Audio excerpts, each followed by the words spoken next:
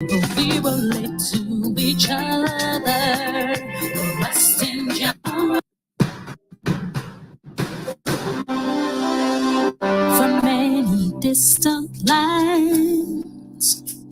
Our forefathers came, some seeking adventure, some bound in chains.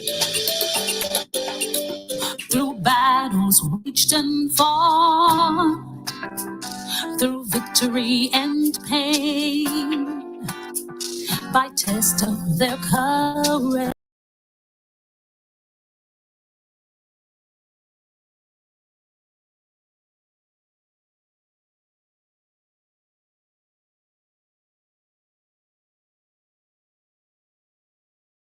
And to focus on building one Caribbean.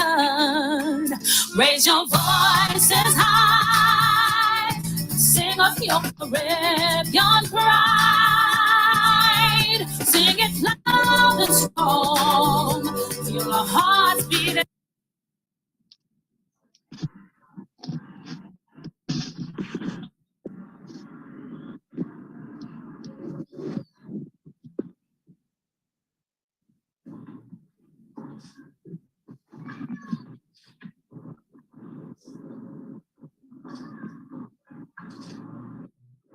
Oh, she's done it.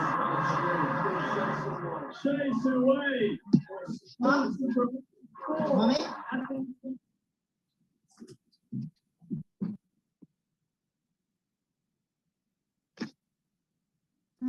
Because I want to join this thing.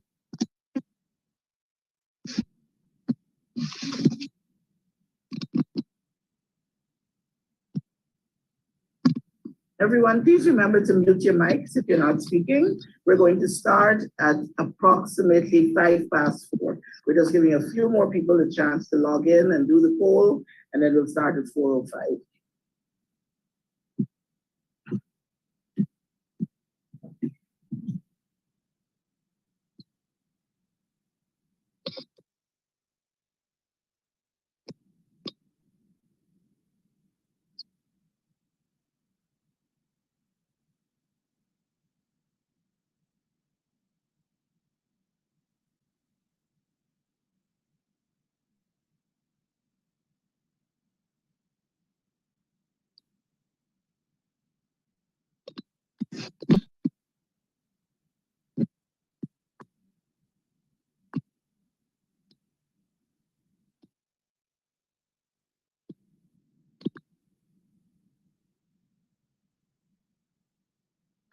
Everyone, there's a poll on your screen. You should be seeing a poll on your screen. Please fill it out for us while we wait for the next 2 minutes.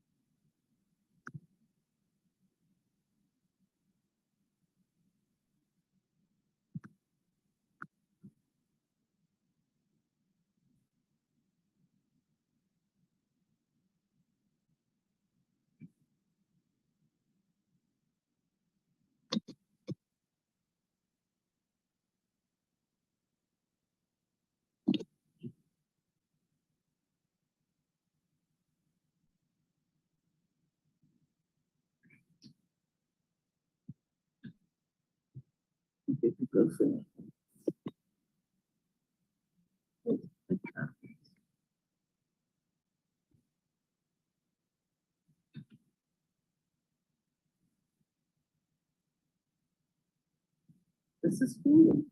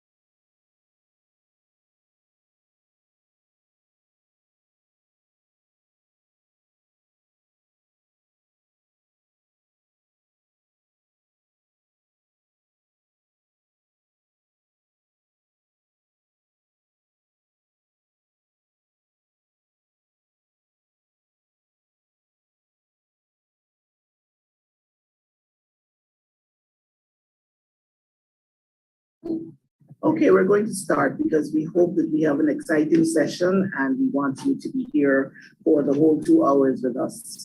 Good afternoon, everyone. Please allow me to acknowledge the presence or the support of the Secretary General, Dr. Carla Barnett, members of the Executive Management Committee of the Secretariat and of our partner organizations, Madam Moderator for today's session, Caricom, Secretary of Girls in ICT Partnership Steering Committee, heads of regional and international institutions, our featured speaker, Dr. Manifia Hewling, other speakers in the program today, Caricom youth ambassadors, youth leaders, and other youth ambassadors and advocates, our Secretariat's Girls in ICT team, and other team members of the Secretariat, students and teachers and parents and guardians from Caricom member states, members of the media, ladies and gentlemen.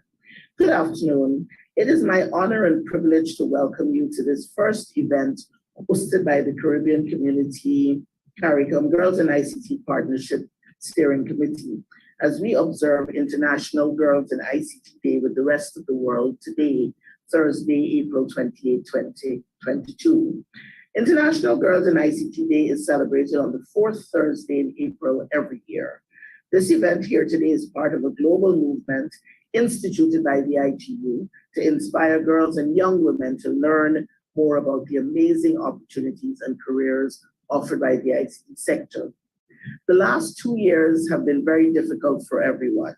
The COVID-19 pandemic has put everyone behind closed doors with work, education, play, and everything getting online.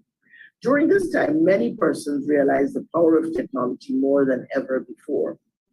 Hopefully, we will use the lessons learned to ensure that policies are defined to spotlight the opportunities. So, for example, start new businesses, sell products, find jobs, access education, capacity building, health and financial services, particularly for women and girls. Work is being undertaken in Caricom as well, and I urge you to keep checking the Caricom website for more updates. Most recently, ICT ministers approved the action plan for girls in ICT in Caricom done by the Partnership Steering Committee. Today, we choose to gather under the ITU theme of access and safety.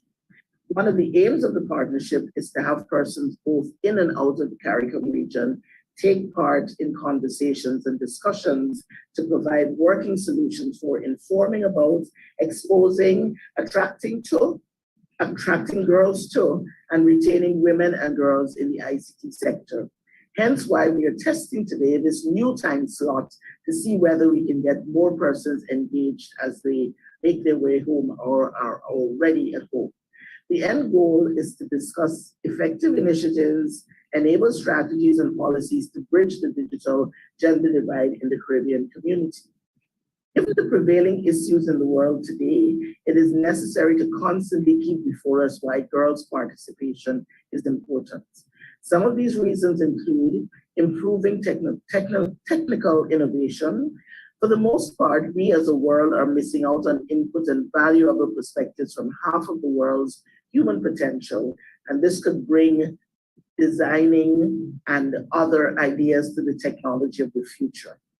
Diversity improves problem solving, productivity, and innovation. Another reason is that enhancing girls' futures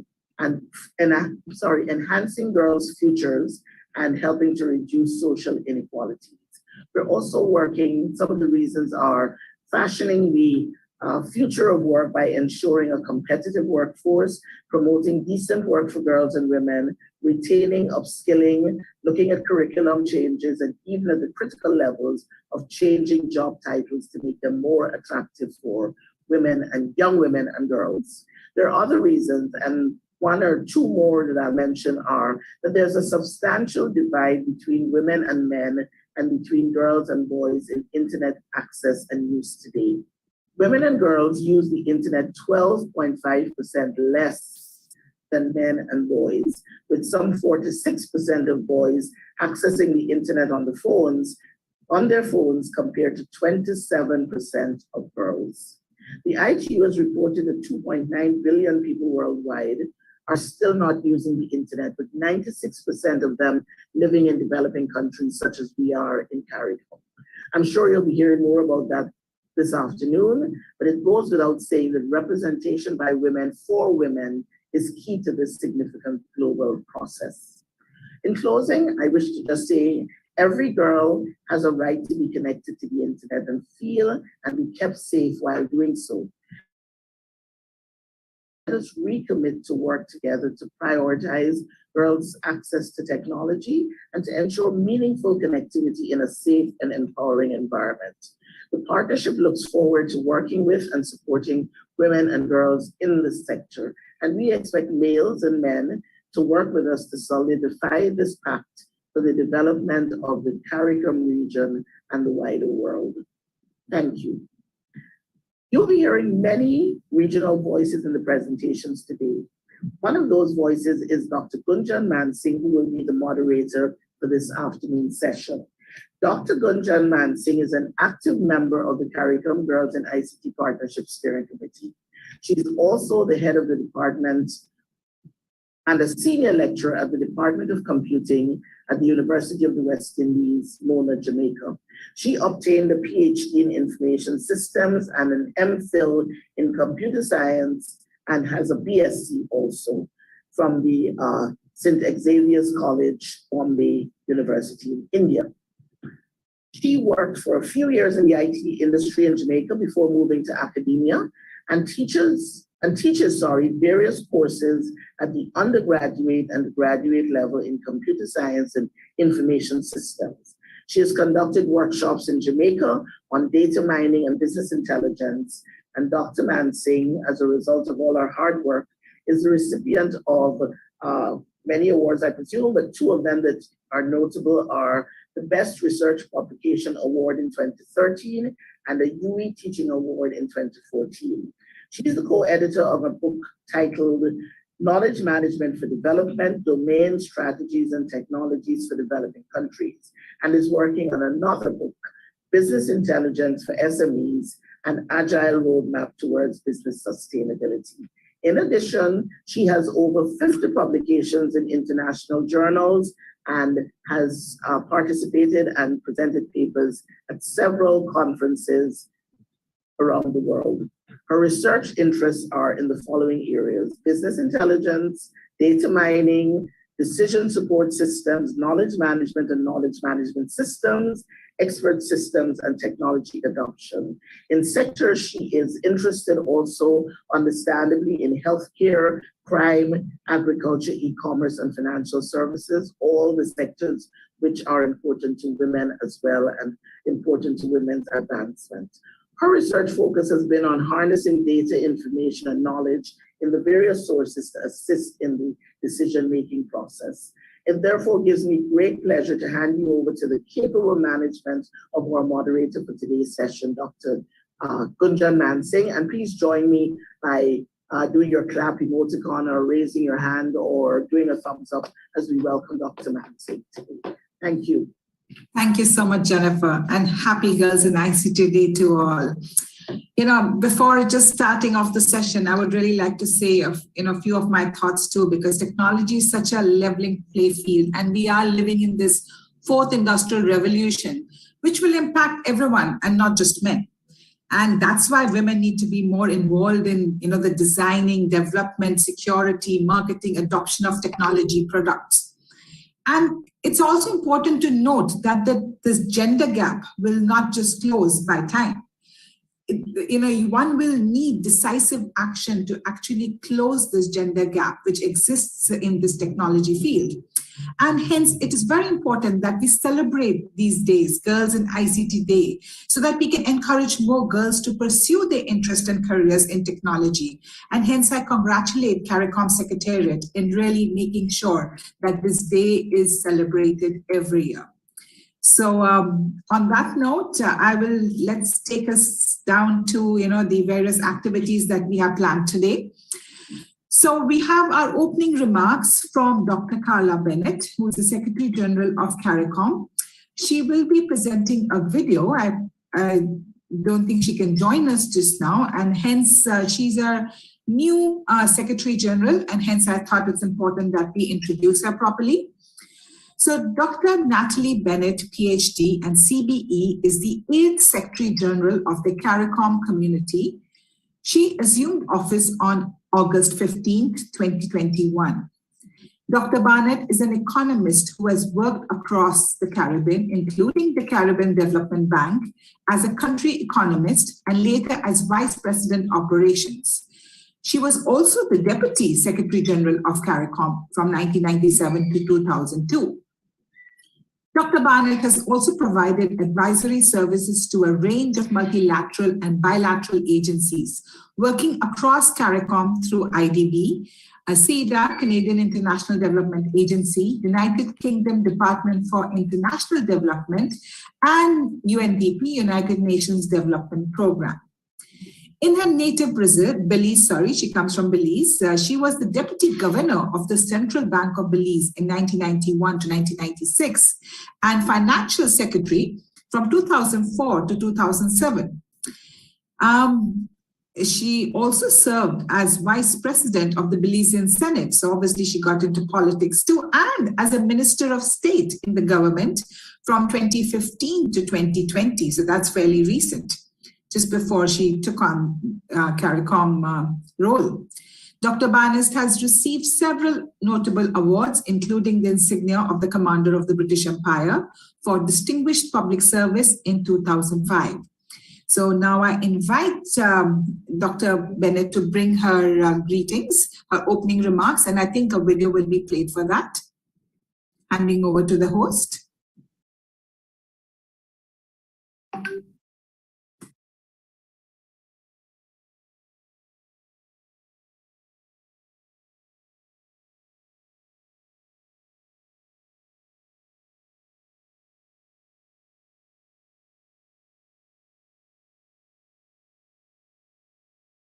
Partnership Steering University of the West Indies, members of the CARICOM Girls in ICT Partnership Steering Committee, senior officials, policymakers in ICT, education and youth, CARICOM Secretariat staff and officials from regional and international institutions, Dean and other ambassadors of the CARICOM Youth Ambassadors Program, students, parents, teachers, members of the media, ladies and gentlemen, good afternoon.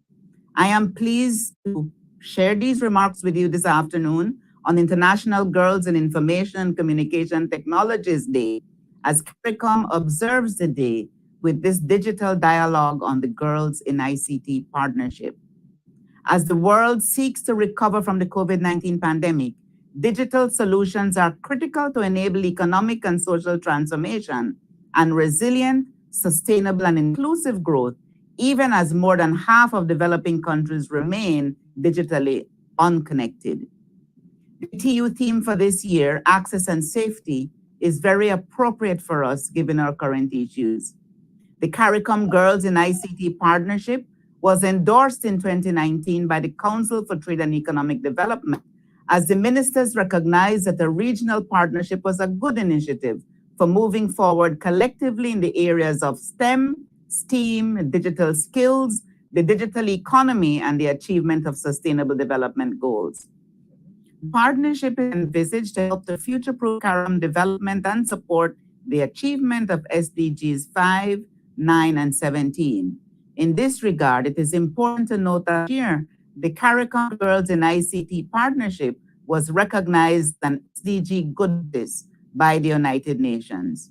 The 2-year action plan, which was approved by the Quoted in February of this year, will provide support for CARICOM member states in the following policy areas. 1, fostering the partnership as a leading platform and main point of contact in CARICOM for girls in ICT activities. 2, raising awareness about the issues related to bringing young people into ICT careers and supporting them as digital citizens. 3, supporting more linking of ICT, STEM, and arts, STEAM regionally. And 4, integrating ICT and STEM into a broader curriculum. I take this opportunity to thank the members of the Partnership Steering Committee for their hard work in creating this plan and their ongoing focus on its execution. It is no secret that the world was experiencing a global learning crisis before the pandemic. Reversing the learning loss and achieving the urgent recovery necessary are inextricably linked to the development of digital citizens armed with the requisite and relevant digital skills. Acknowledging this, Caricom has established a digital skills task force, which is currently reviewing the many issues and which should issue important policy guidance by the end of this year. Since the beginning of the pandemic, our lives and societies are more digital than ever before, shifting the model of our economies from the physical to digital space.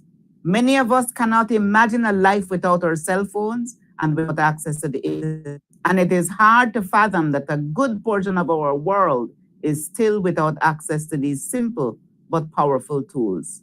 On the one hand, COVID-19 not only increased attention and action in digital development, but it also exposed the existing digital divide, not only by economic class, but also by gender. Globally, men are 21% more likely to have access to the internet than women. In the world's least developed countries, the likelihood rises to 50%. Women facing discrimination and living in communities with lower socioeconomic status have even lower access to connectivity or any digital device. Various barriers prevent women and girls from accessing the internet and participating fully online. These include lack of access to affordable devices, prohibitive charges for data, inequalities in education, literacy, digital skills, wages, institutionalized social norms that discourage women and girls from being online, and fears around privacy, safety, and security, all of which are manifestations of the widening digital gender gap. There is also what is referred to as the invisible side of the gender divide, women and girls with disabilities who are marginalized in many aspects of society today. It is said that the digital divide is a technological problem and the digital gender gap is a human one. In Caricom, all girls and women must have equal, unfettered access to the internet and all its corresponding opportunities. If we do not take urgent and coordinated action, the widening gaps across affordable access, skills, and trust can undermine the potential for an inclusive recovery from the COVID-19 pandemic and the future. In looking to the digital world as a source of economic productivity and growth, we must invest in programs, policies, and infrastructure that enable more girls and women to be connected. I urge all of you gathered here today to support the Caricom Girls in ICT Partnership and other related initiatives such as the Digital Skills Task Force to implement the action plan to work on truly inclusive policies to help girls and women in Caricom tap in and exploit the transformative powers of ICT. Thank you all. Best wishes for an enjoyable event.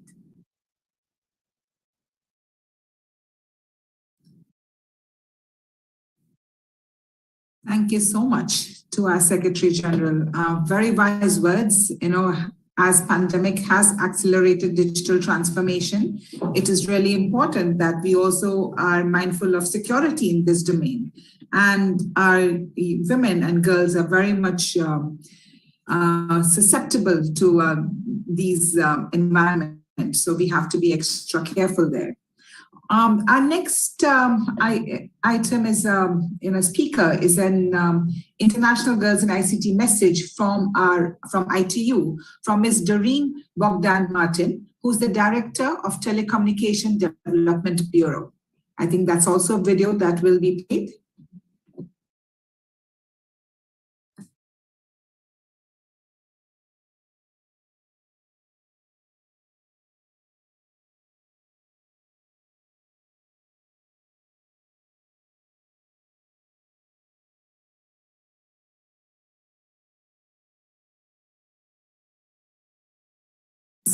And Safety Day.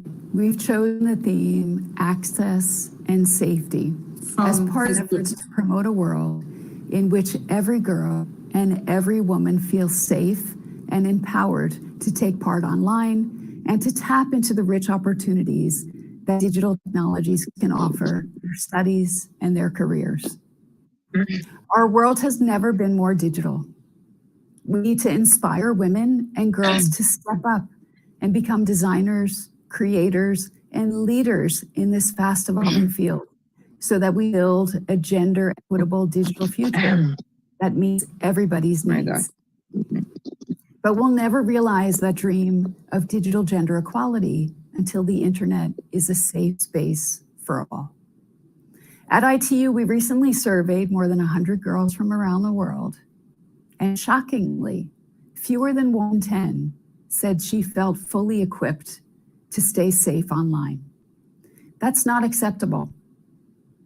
This year, let's use Girls in ICT Day to step up efforts to turn this around.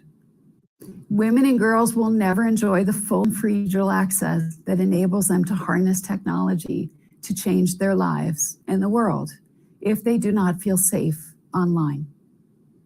I want our 193 states, our UN sister agencies, sector partners, and our civil society community to come together to commit to more effective actions to protect all users from online aggression and threats. Engaging with young women who have faced these challenges and partnering with them to co-develop solutions is one important step. We need their critical and innovative thinking and their firsthand experience to help ensure that tomorrow's internet is a safe space for all. So this Girls on ICT Day, let's work together to ensure that every girl and every woman everywhere gets her chance to use digital technologies to flourish, achieve her dreams, and be her best self.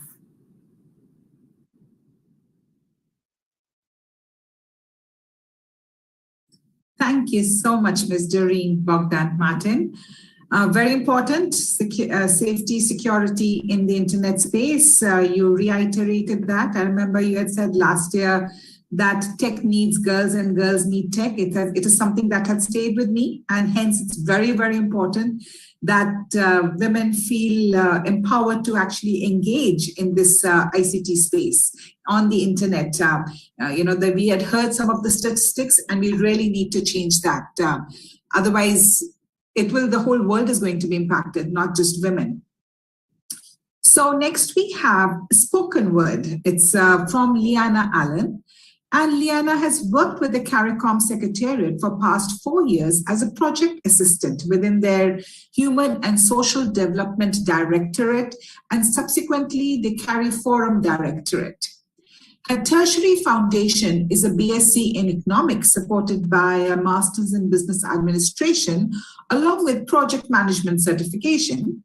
I guess that's where she is, the project assistant. In her free time, Lyanna enjoys writing spoken word poetry, original songs and stories for children along with other creative expressions. She believes in living a life poured out for the good of mankind in every environment she is planted in. I think after reading her bio, I probably understand what the spoken word now means. So over to you, Lyanna.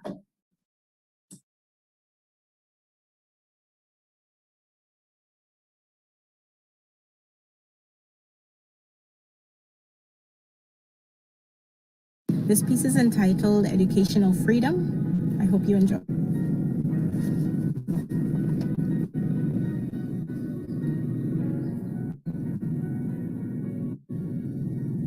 Your participatory contribution is welcomed. Please, any volunteers? I'd like someone to come right on up here and tell me, can you teach a fish to climb a tree or a monkey underwater to breathe?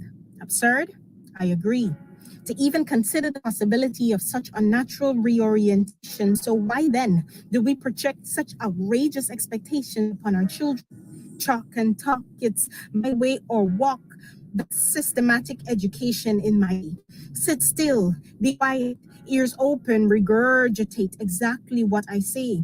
In school as academics without the skills to build relationships. Grade A is worth applauding, but common sense absconding. No time to be rounded. The subjects are compounding. Linear learning leads to lean, limited living. Wake up. Who are we kidding? A new dawn has arisen. Will we continue to define our children by their grades? Standardized assessments as the singular measure of success has long outlasted its fruitfulness. You see, students need to be lectured to. The roles of teachers have changed, no longer the centers of knowledge, but rather facilitators of the same. Lectures by script readers from book to word to brain. These vessels you're entrusted are being preloaded, plugged in, prepped by Google, armed with the internet, all, and Alexa, away. So what must teachers do in the face of such change? Nurture students to be well-functioning 21st century citizens. Some contents and discipline are enduring. A significant percentage is the same. It's the methodology that needs to be reframed. Don't grab a board, get a pad. The World Wide Web is not the enemy, it's a friend. The lids of the boxes we've placed our children in are in shreds. Reach for STEM, reach for ICT, reach for TVET. Rather than repetition, promote learning and innovation, global awareness, environmental literacy, entrepreneurial orientation. Smartphones are valuable tools if used as such, not distractions. Just imagine the collaboration, creation. Oh man. Students to be independent and think solutions. Let them wield the power to graduate from consumers to producers. Vlogs, infographics, DIY material, tutorials, handouts, and worksheets. I'm not saying it's useless, but where's the competition? The freedom of creative learning breeds intrinsic innovation and motivation. Take steps to make the classroom learner centered. The outcomes and impact will be much greater. Great teachers, what makes good teachers great is not merely their ability to edify. Great teachers notice when there's a struggle. They put aside to try. They don't just know the content, they know their students. How many of your students have talents? It would be an injustice to mankind to mold Bob Marley's of tomorrow into mathematicians, or to create the Chronixes into cast of cardiologists. Consider the sculptors, designers, dancers, poets, artists. Are we cultivating these gifts? What of the Steve Jobs, the Bill Gates, the Mark Zuckerbergs? Are we feeding their appetites? Are skills being nurtured? The Bolts, the Gales, the Laras, the Blakes, and other invaluable sportsmen and women. Will we continue to tell a fish that he grow limbs, or a monkey gills and fins? I hope not. I pray not. Rather, let's use technology, let's use ICT to catapult their gifts. Blessings. Wow, there were so many words. I now understand the concept of the spoken word. Very powerful words. What do fishes need to climb trees, or do we really need to make that happen? Talking about teachers, again, very, very amazing words, very powerful words. She wants to make sure that every child is not put into a straitjacket. And I just was reminded that she took Chronix's name, and Chronix is actually helping us at UWI to have a summer camp of coding, and his foundation is sponsoring that. So it's nice to see that even different perspectives are thinking about technology. So excellent. As somebody said, Sabrina is saying excellent spoken words. I couldn't agree with you more. Very enlightening for me, even as a teacher, to really be mindful that we have to understand the students. So moving on to our feature address, and this feature address is from Dr. Monifia Hewling, who's also a Jamaican. And Dr. Hewling is founder and CEO at EM Rock Digital Consultants and is a cyber crimes and security consultant. And she's often referred to as a cyber crusader. I've often, come across her name whenever we are talking about getting a speaker in cybersecurity. Dr. Hewling, a Jamaican, is a respected, self-assured, confident, and purposeful leader who is driven by a passion for excellence and a strong desire for achievement. Dr. Hewling is credited with being a member of Jamaica's National Cybersecurity Task Force, that developed Jamaica's first national cybersecurity strategy and its accompanying implementation plan. And, hearing the ITU director's words, you'll all note that this is actually very, very important.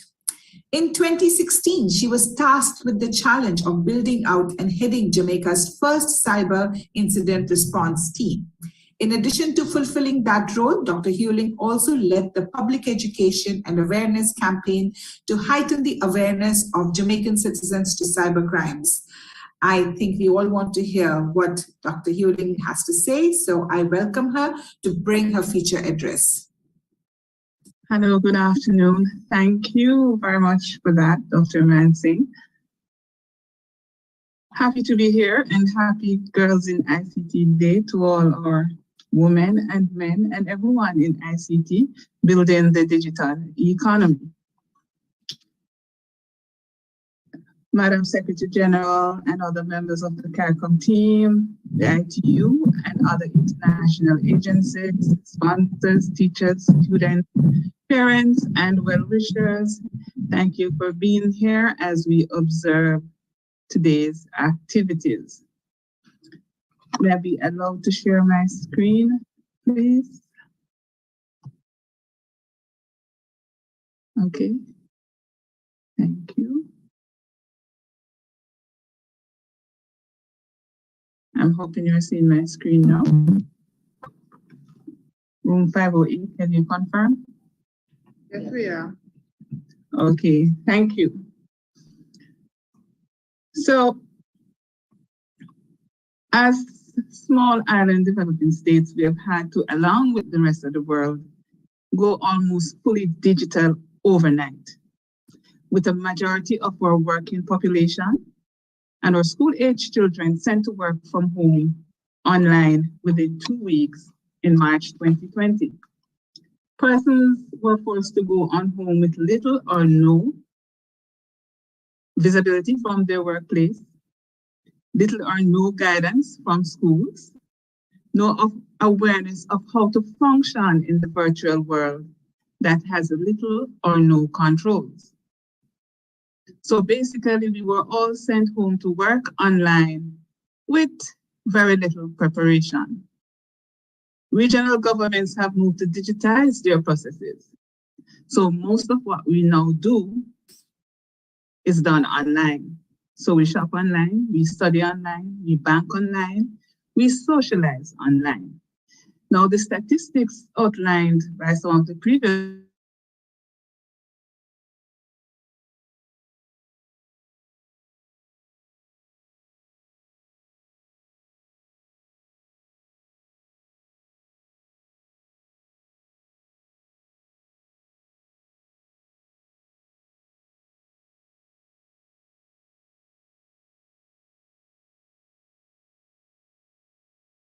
Okay, I think we may be having some technical difficulties with Dr. Hewling. I'm not hearing Dr. Hewling. No, you're not.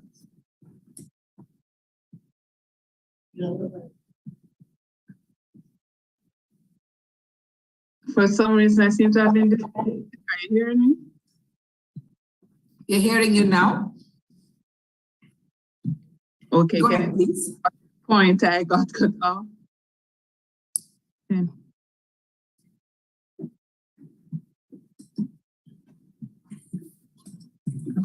You were telling us about everyone being online and...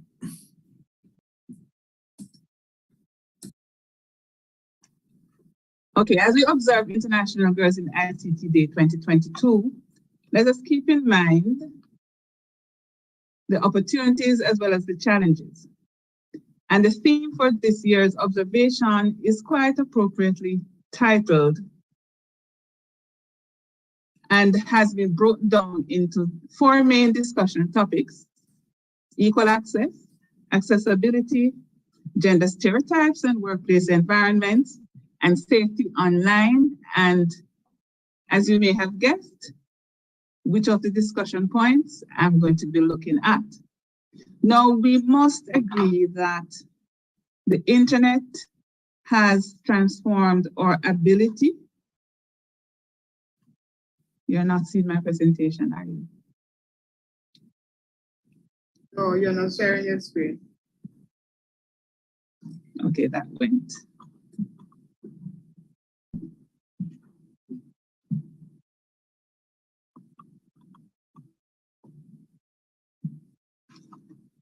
It's not moving. No, we must agree that the internet has transformed our ability. Forgive us our technical challenges on Girls in ICT Day. We have only girls here trying to make sure that it's okay, but I'll go ahead. You're able to hear me. So the internet has transformed our ability to obtain information and communicate with others. The technology has made it possible to reach vast audiences at once, or on the other hand, individuals in small groups.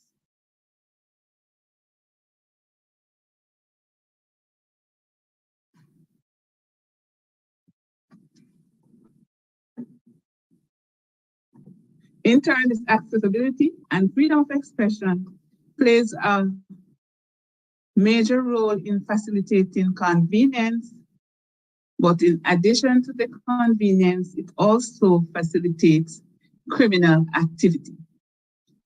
And from time to time, we wonder, why is it that whenever we find a convenience in life, criminal elements seem to find their way in also and adapt it for their convenience. And it's the same that we are finding with technology.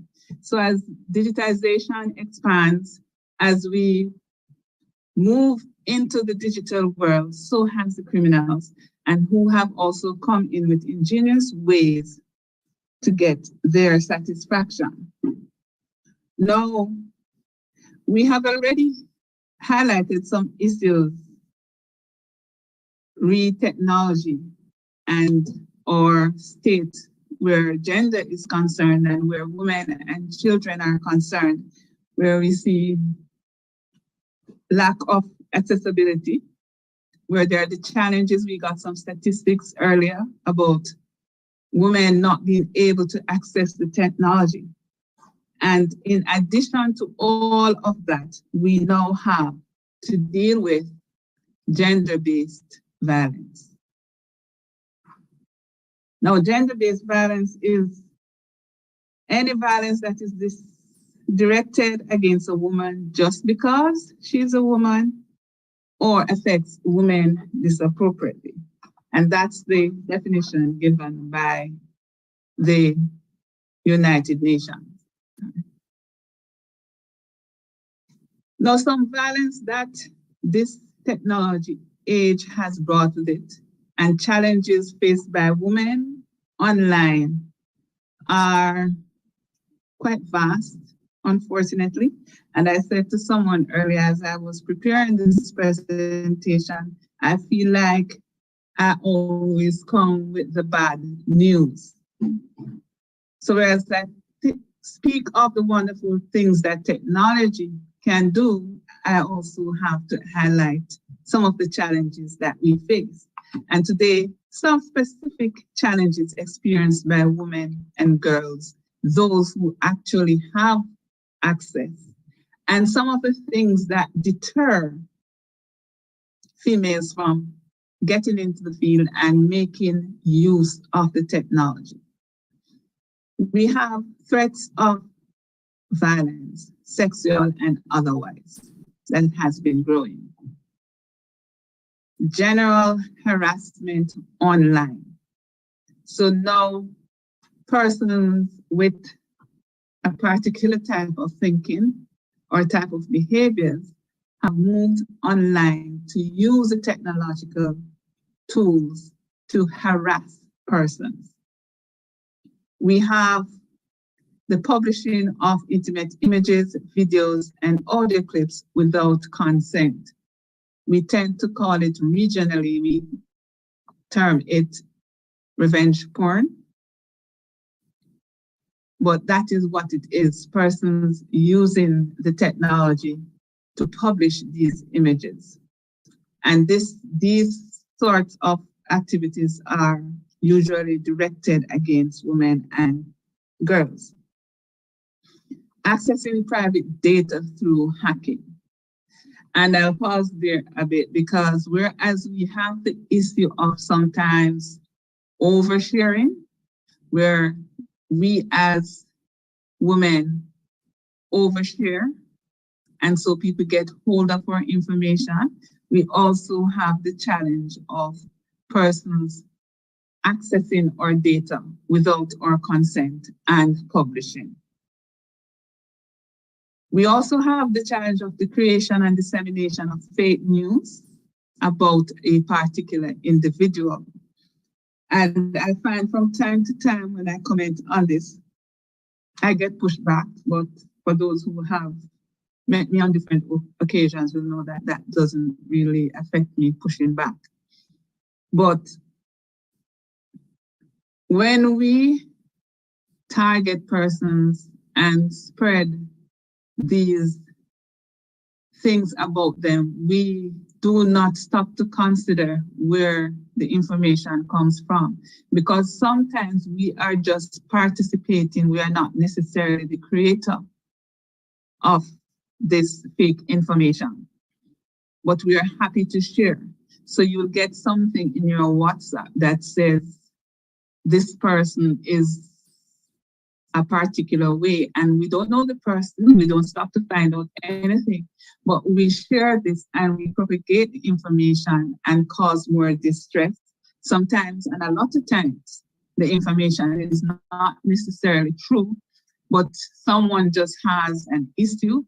Sometimes they don't even have such a major issue with the person, but decided just to create this against them. Blackmail. Yes, so traditional blackmail has now moved online also and comes with a lot of bells and whistles. We have two new terms that would have come out over the COVID-19 periods, doxing and Zoom bombing. And we have seen, I have not seen any particular statistics for the region for Zoom bombing, but I've had shared space with speakers from other countries who have said, yes, Zoom bombing is a big issue. I know some teachers have had issues, not big issues, but issues nonetheless, with Zoom bombing, where persons put up pornographic images during a call, a meeting, a class, when teachers are having their classes. We have persons who have deviant behavior during class. This is further facilitated by the fact that they're at home, they're in their own space, and persons tend to have this sense of protection behind a screen, despite the fact that they're being seen. And the doxing is just the accessing of individuals' private information and sharing it online. Now, all of those that I have just outlined can result in serious and unacceptable consequences. And one of the things that we're finding now with investigation is that a lot of these cyber activities that we engage in can lead to physical crimes. And thus, we must be careful what we share. There was this term that we had some years ago that is still applicable now, share with care, or think before you post. At worst, we think that it will lead to loss of dignity or embarrassment and serious mental trauma, but we have to think of the physical risks also. Self-harm, suicide, we have seen cases now regionally where persons have committed suicide, and when they checked, they realized it was because of something that was shared. Some persons have harmed themselves because of things that they have shared. I had an experience where I was called by someone who asked, how can they retrieve an image after it had been sent? And this young lady, her niece, had met someone in a group on WhatsApp, because you guys have, young persons have these WhatsApp groups that they join.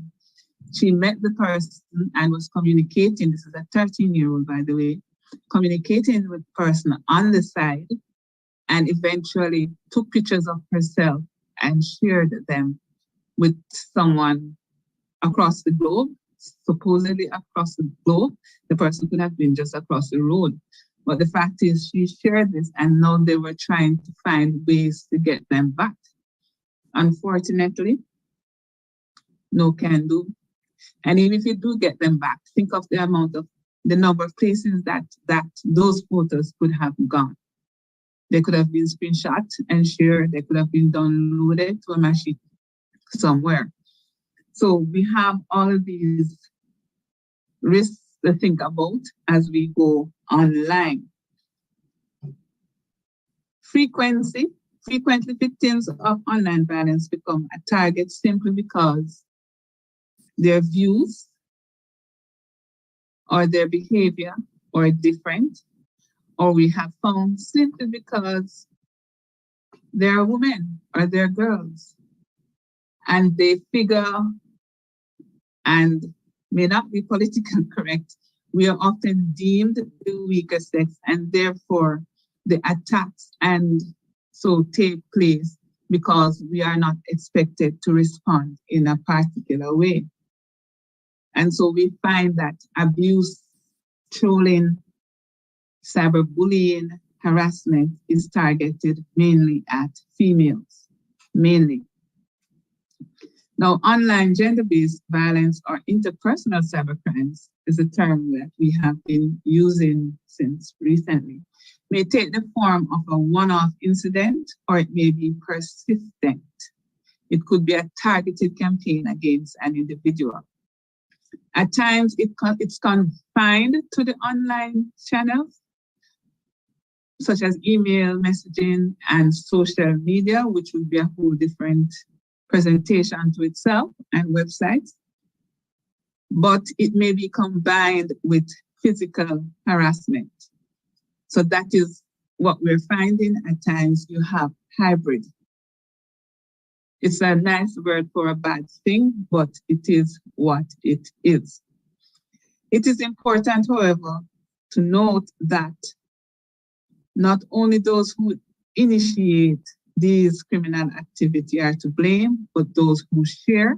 And I alluded to that earlier, where we have to really think about things when we get them and try not to share everything. How do you mitigate against these risks? As a woman, as a girl, as anyone who is targeted online? The data is showing that online gender-based violence increased substantially during the pandemic. And when we think of a lot of things that also increased, such as economic hardships for persons in deep rural areas, social isolation, and other mental health issues that may have occurred during the COVID-19, and the reduced access and what some persons had to endure to actually get access, we can see why this sort of thing increased also.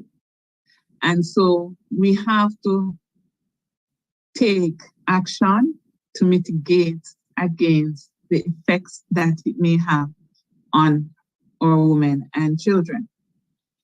We say speak to someone that you trust, maybe a family member, a friend, a colleague, an educator. The fact is, after highlighting some of the risks that exist, I like to tell people how to mitigate, what you can do. Report incidents to authorities, and I really would put an asterisk against this one, because some persons are not really comfortable, but we urge you, we have a number of cyber incident response teams now in the region. And so if you don't necessarily want to reach out to the police, and police are being trained to deal with these now. I was a part of one such venture last year. But report to the authorities, find a cyber incident response team, find someone in an organization who will understand what it is you're going through. Do not respond or react to the person who is cyberbullying you, harassing you, trolling you, different terms used. Do not respond to them. If you can, block the person. If it has to do with intimate content that is shared online, that you can report to the social media platform.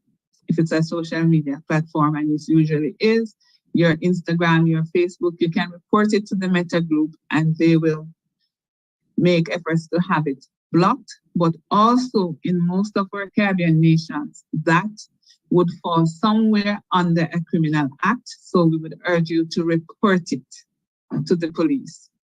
Whereas bullying may not be in some of the acts as a crime, still report it because there are other actions that may be taken. Now, there are some general precautions that I encourage people to take to protect themselves online. So to try to prevent all of this from happening in the first place. First thing, do not overshare. We tend to share a lot online, our name, or date of birth. And now that I've said all of that, I'm remembering that I did have a poll to find out how many persons actually use their personal identifiable information to create their social media accounts. We can probably do that at the end. But these are things that you have to be conscious of. Be careful what you share online. So you don't have to have Mary Jane Hewling, born the 7th of July, 1961. All of that on your social media account. Also, be careful of the apps you download and the permissions that you give to them. If your flashlight app is asking you for access to your contacts, I suggest you find another one, unless your flashlight is so special that it needs your mailing list. Usually they don't need that to give you some light. For those persons who shop on social media, be careful with pop-up businesses online. Check to verify that they are actually legit business, because not only can you lose your money, but they would have had your data and therefore able to contact you, be you, bully you, troll you. The fact is they would have had a lot of information on you. So be careful of the pop-up businesses you see on social media. Always check them and verify.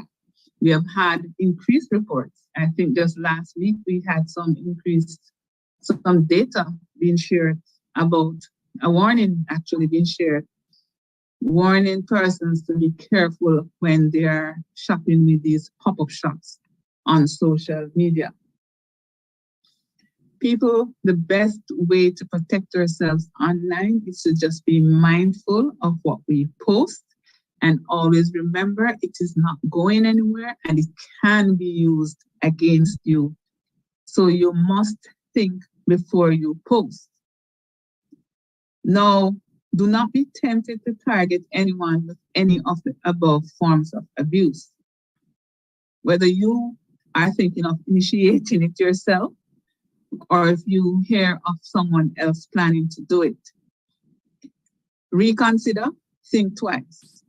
Not only consider the effect on the intended victim, since we are living in an age where we sometimes seem to be just oblivious of that, but keep in mind that you may be committing a criminal offense that you could land you in jail or with a massive fine.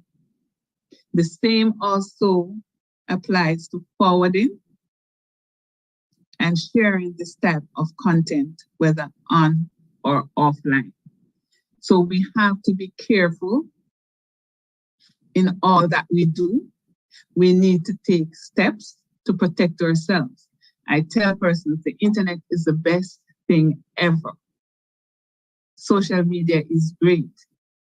Living in a digital world and this era of digitization is one of the most wonderful things ever. I'm happy to be alive in this age. But I'm also conscious of the fact that, like with my everyday physical life, where I must protect myself, I must be secure, I must consider safety in all that I do, I must do the same when I'm online. Women and girls have been marginalized where technology is concerned. Not much of us are in the fields, the technology fields, and more of us need to get in. And the data is also showing that this that we have discussed here is one of the deterrents, one of the things that keep persons out of the field. But we need to step up to the plate. We need to face the challenge head on. It's not, I have been bullied, I have been trolled, I have faced a lot of the cyber harassment, but I do it because I know that we need to get other women and girls into the space to bring a different perspective to the space and to help to develop the space more. And so as we go through the rest of this day and the rest of our days and go through looking at ICT development, I encourage more women to go into STEM. It's not as hard as other persons make it out to be. It can be done. We're just as brilliant as everyone else, and we can do it, and we can help to build out the digital space more. I thank you all for listening. Thank you so much, Dr. Hewling. I'm just waiting to see if we have any questions. There were lots of good points. I liked when you said, Nawal, I didn't like the fact, you said that you bring bad news. You're the bearer of bad news. You collect data, so you are presenting data. So hence that news is what is really happening in the society. I'm waiting to see if there are any questions or if anyone is going to open their mic and ask a question. If there are none, I would like to just ask something. You had a screen on, oh, there is a question. What can girls do to specifically protect themselves online?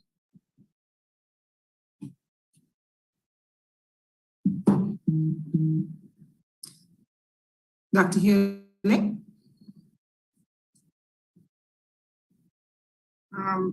Dr. Gunjan, I think she got disconnected. Okay, she got,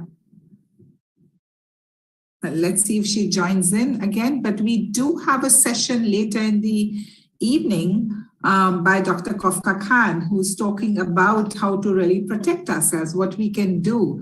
But he's talking about students and teachers, and this one is primarily about girls. From my perspective, I would say the less you share about yourself, the best, the better it is.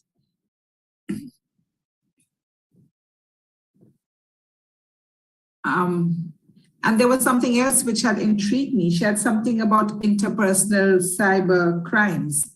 I would have liked to see what are some examples of interpersonal cyber crimes.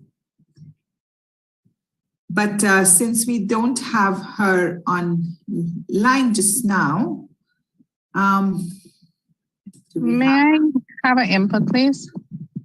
Sure. Oh, my name is Nazana. Good afternoon. I'd just like to follow up on the sharing of information on social media. Yes, it's advisable just to, like what you said, the less you share, the better. But we find now with social media, some of us share information because, say, for example, we got a new baby or we got married and we share our pictures. We share it on social media mainly because we have family out there who live in other parts of the world, and it's easier to share one picture there where your family can see it as opposed to send an email to 200 people, right? And you might miss somebody. But then again, you have to look on the flip side. Hey, you really shouldn't share this picture because the less you share, the safer you are. So you're always in this tug of war. Should I post it? Should I not post it?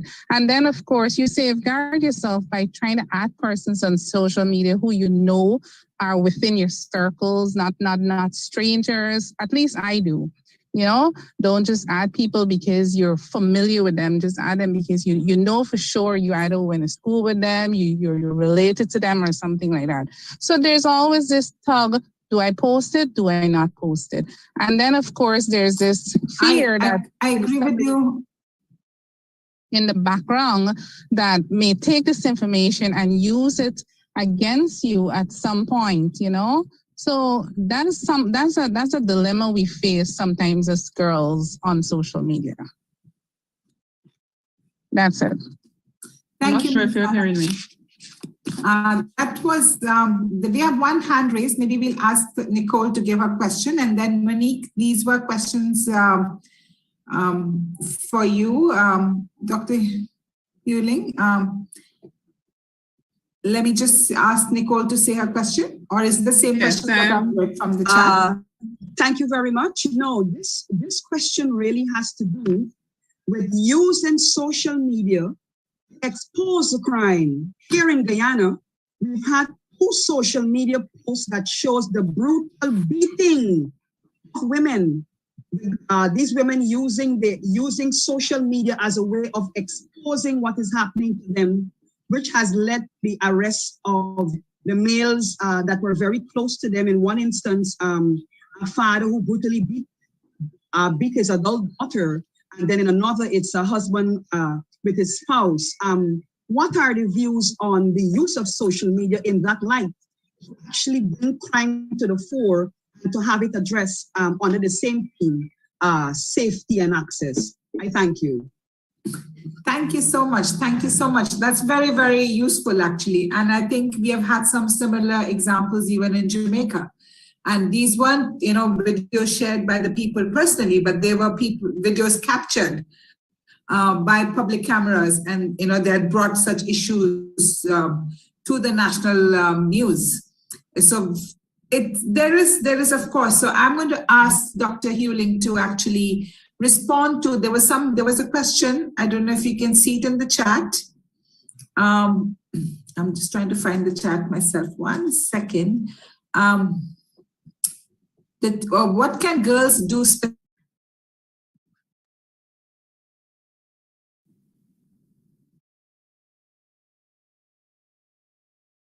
What can girls do specifically To protect themselves. Okay. Okay, I heard things. Are you hearing me, Dr.? Are you hearing me? Yes, we are hearing you. Okay. All right. I heard the concerns. What can you do specifically? And you just have to really think about what you're posting.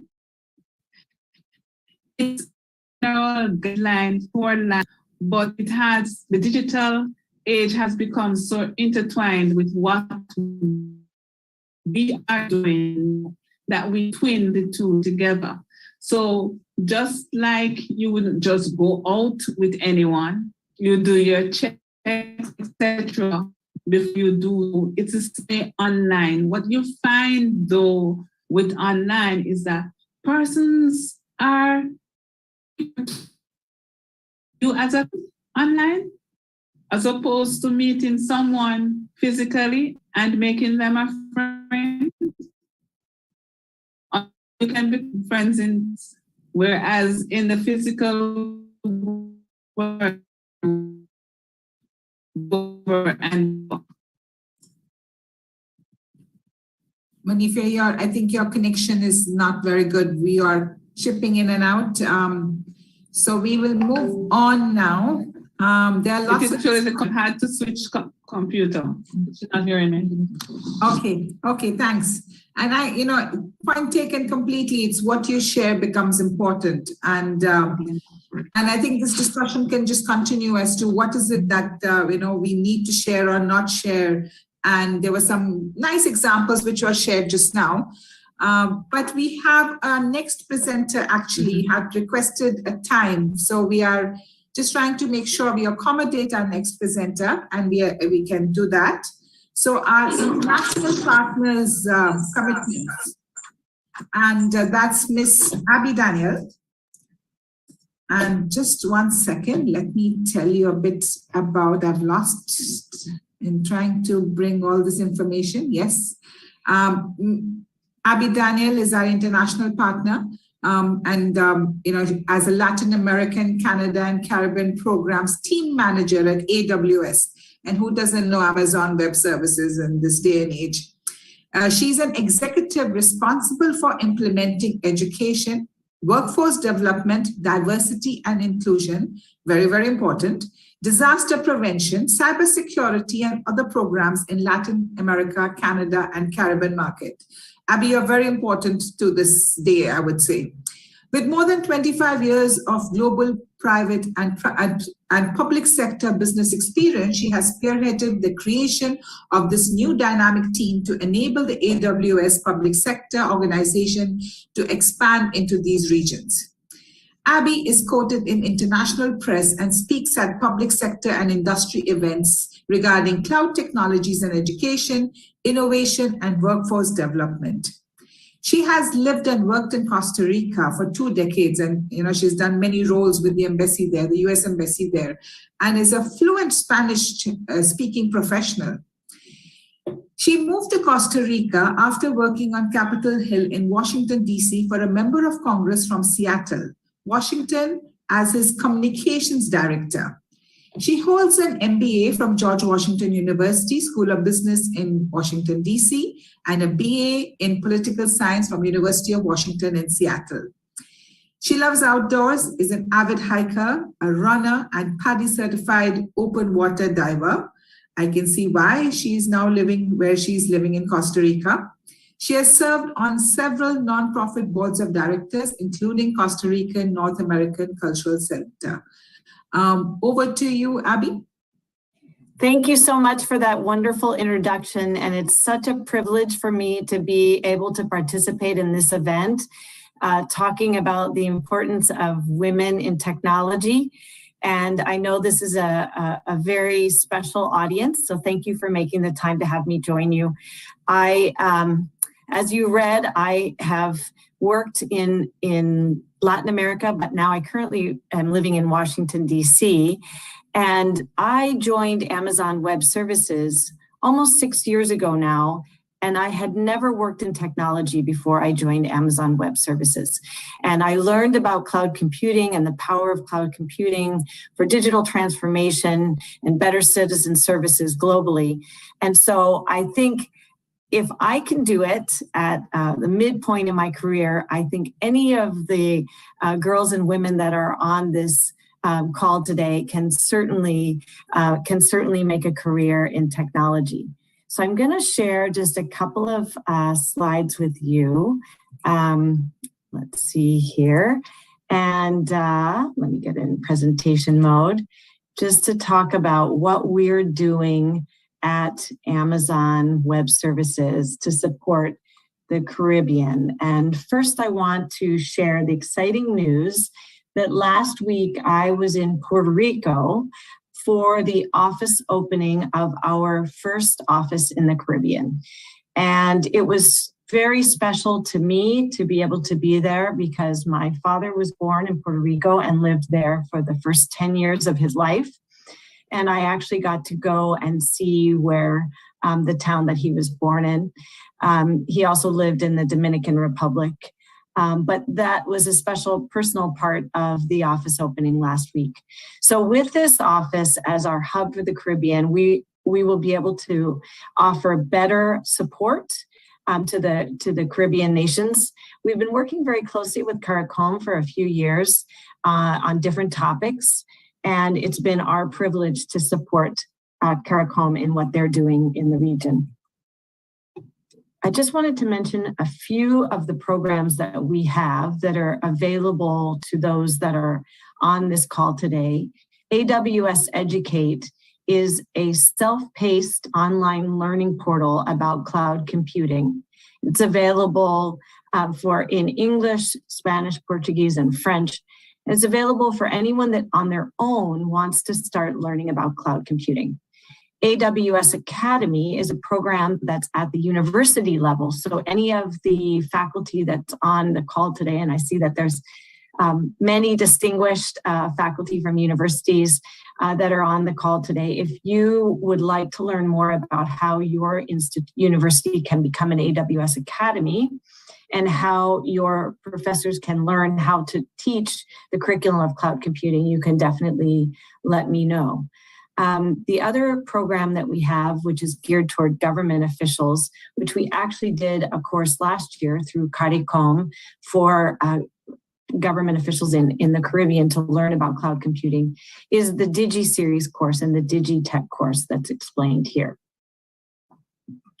Also, just a couple more I wanted to be sure and share. We have programs for researchers. Whether you're a professor or you're a student and you want to do research on any different topic, we have a program where you can apply for a grant to get free cloud computing to do your research project.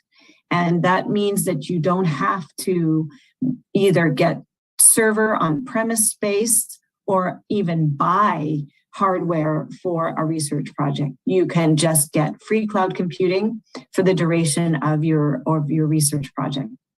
And then finally, I'm sure that there are some women entrepreneurs or budding women entrepreneurs who are listening today.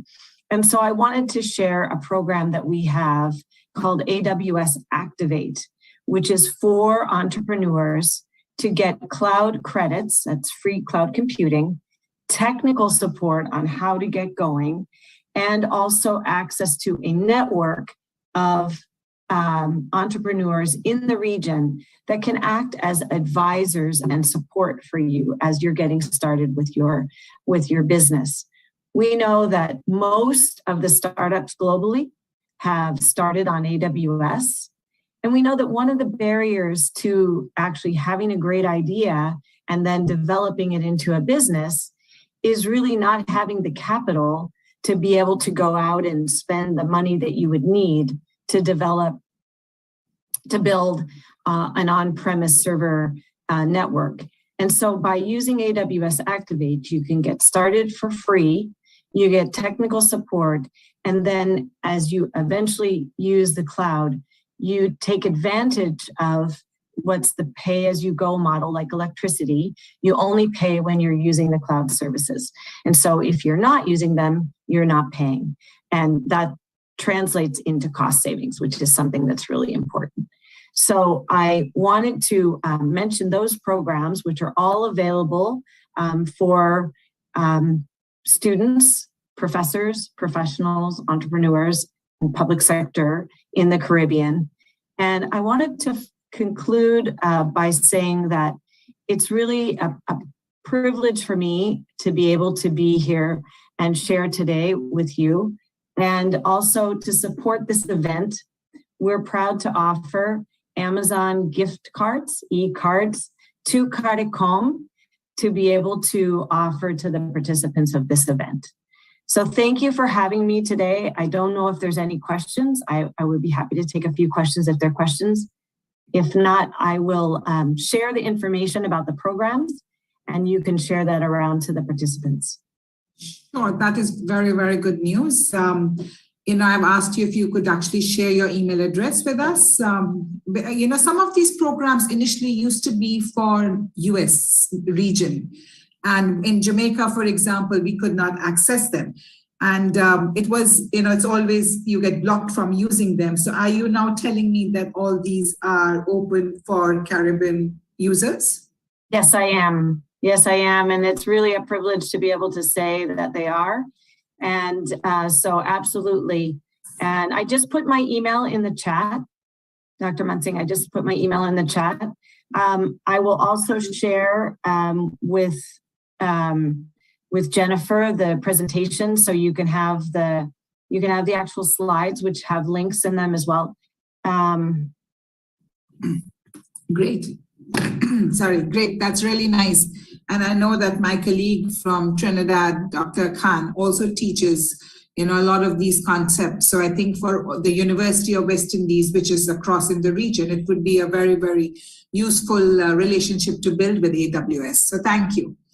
And for other universities in the region too. Absolutely. I don't know if there are any other questions for you. I'm not seeing anything in the chat. It doesn't look like there are. So thank you again for having me. And I encourage all of you young girls and women that are listening to this wonderful presentation. I got to hear the very end of Dr. Hewing's presentation, which was very important advice for everyone. So I'm glad you're participating. I encourage you to think about a career in cloud technology and technology. Have a wonderful rest of your next few days. Thank you. Thank you. Thank you so much to you, Abby. This was really, really useful. And I don't know why we're going to live back in Washington, D.C. when you were living in Costa Rica. But if you're doing the good work in Washington, D.C., being a proponent for getting, this access to the Caribbean, then yes, go ahead, live wherever you want. Well, the beauty is I still continue to travel to the Caribbean and to the rest of Latin America. So I have the best of both worlds. Good. So thank you so much. Take care. Thank you for that. And I think, there are some prizes and sponsor. So I think, I'm not sure, Jennifer, how that will be dealt with. I guess we'll deal with them later.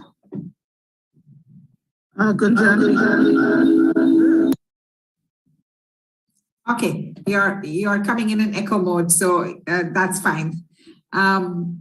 Okay, so we move on to our next speaker, who's also our international partner commitments, unless there should be a poll at this time.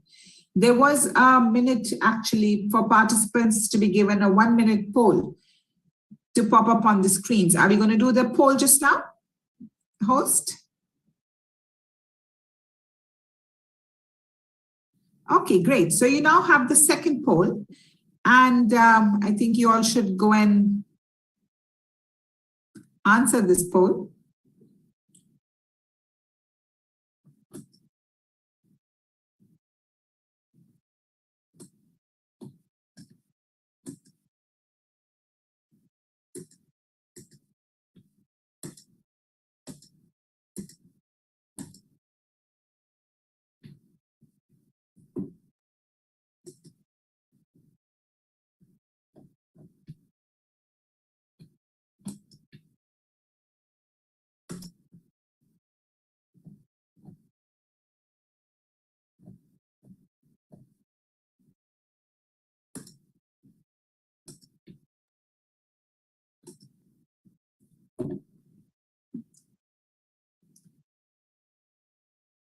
Not that many questions, just a few questions.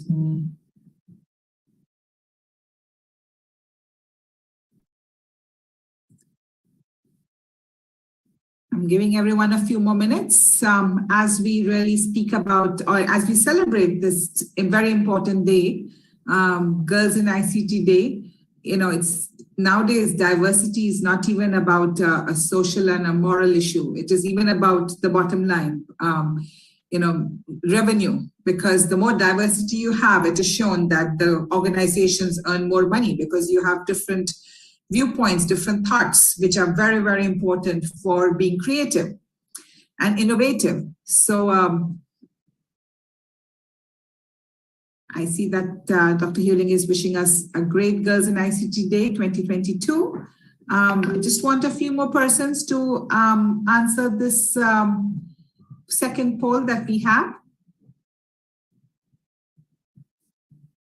Okay, so we have, I think we have Should we end the poll now?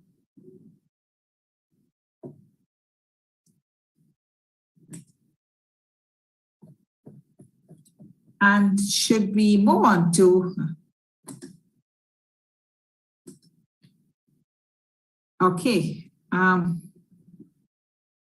Should we move on to our next item, to the host now, which is again a video from our international partner commitments from Ms. Tony Ann Broadber, who's the representative for Multi-Country Office, Caribbean UN Women. So her video message will be played by the host. The video message of Ms. Tony Ann Broadber.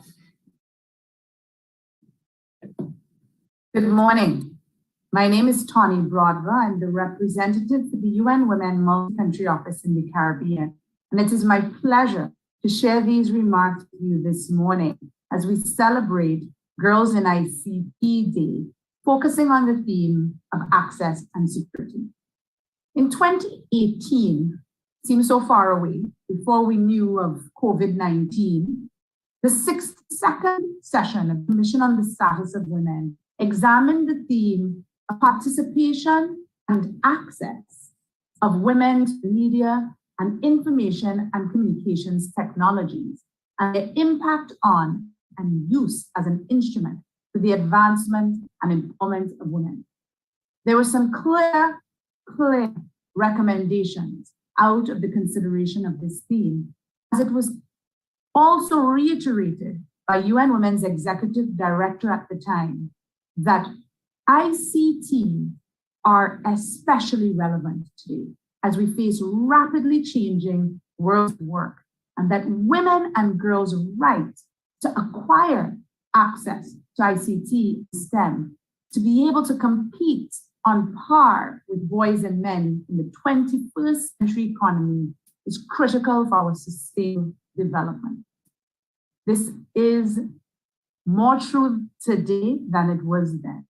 As our worlds moved online, one of the things we recognized, assumptions about high levels of internet penetration in the Caribbean were not always correct. The figures and data on internet penetration are not very robust always, but they do demonstrate while certain islands have a relatively high rate of internet penetration among Caricom member and associated member states, many member states have rates below the global average of 62%, including 4 countries still have over 40% of the population unconnected. So while 50% or more of Caricom associate member states have high penetration rates of over 72%, there are many people who do not have the access that is needed. Fortunately, many are girls. We have to do everything in our power within the international community, within our civil society spaces, and of course, our national decision-making spaces to ensure that access to ICT and girls' access to ICT is a critical element of our development. But this access must also be safe. One of the greatest challenges faced by young people online, unfortunately, is online harassment. Young adults, those 18 to 29, are more likely than any other demographic group to experience some form of online harassment. And young girls experience severe types of harassment at disproportionately higher rates than those of young men. So these spaces need to be safe. Unfortunately, many people use ICTs as a way to recruit young girls into trafficking. Unfortunately, much of the violence that we sometimes see in partnerships, when it comes to intimate partner violence, transfers online to virtual abuse and then transfers back into physical abuse.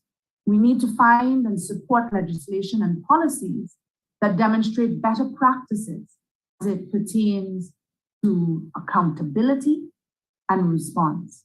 We have to also highlight countries in Caricom, like Trinidad and Tobago, that are finding ways to use ICT to ensure safety through digital acts that allow for the monitoring, digital monitoring of protection orders.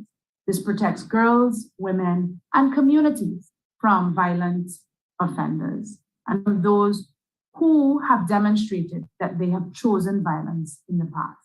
We need to find ways to ensure that this access allows girls to really attain their fullest potential, contribute to our economies, and to do so in a safe place and way. I thank the Caricom Secretariat for this project because through our engagements, we are doing just that. We have better practices outlined. We have elements, programs, support to governments, support to regional institutions to ensure that we build back equal from this COVID-19 with access and safety to ICTs at the center of our way to not only build back equal from COVID-19, but to be able to respond effectively and recover from the impacts of global conflicts that will see our food prices and energy prices rise. I thank you so much for the time to give these remarks, and we look forward to further and continued coverage.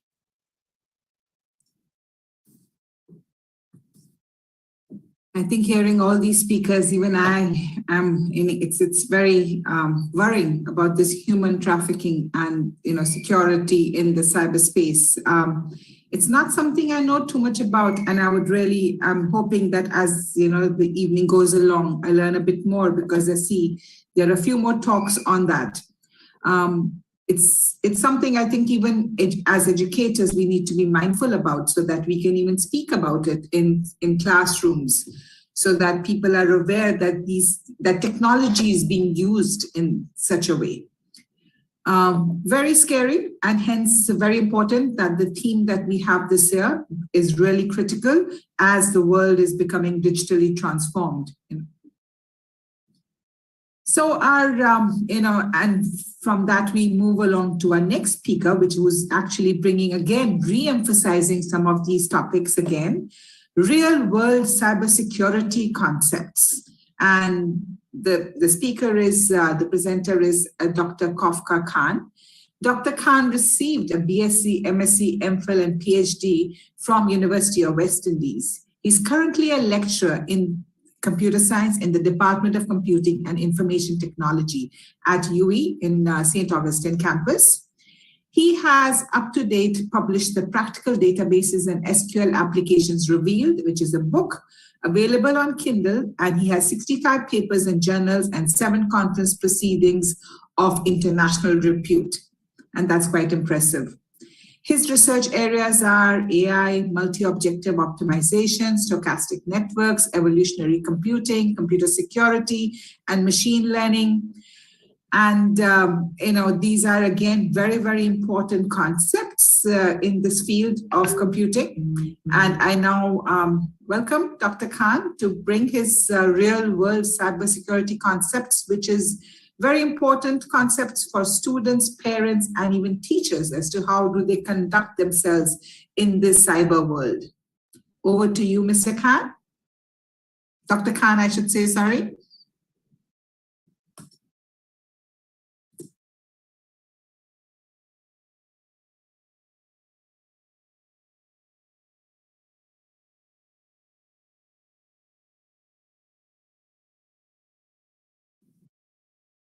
Hello, good day. Yes, you're now hearing me, yeah.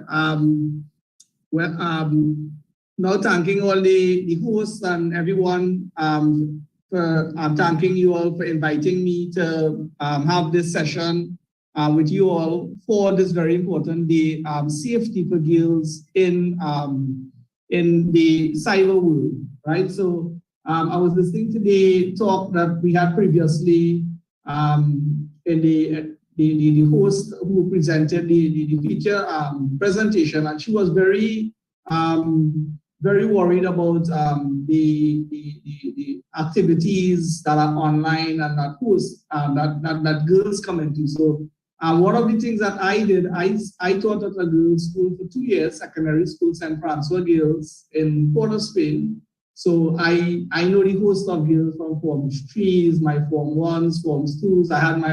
I was a Form teacher, Form 6s, and they were posting anything online, right, in school. That was back in 2014, 2015. We had to try to encourage the girls to stop posting, but they're so young. And I think at that age group, they were very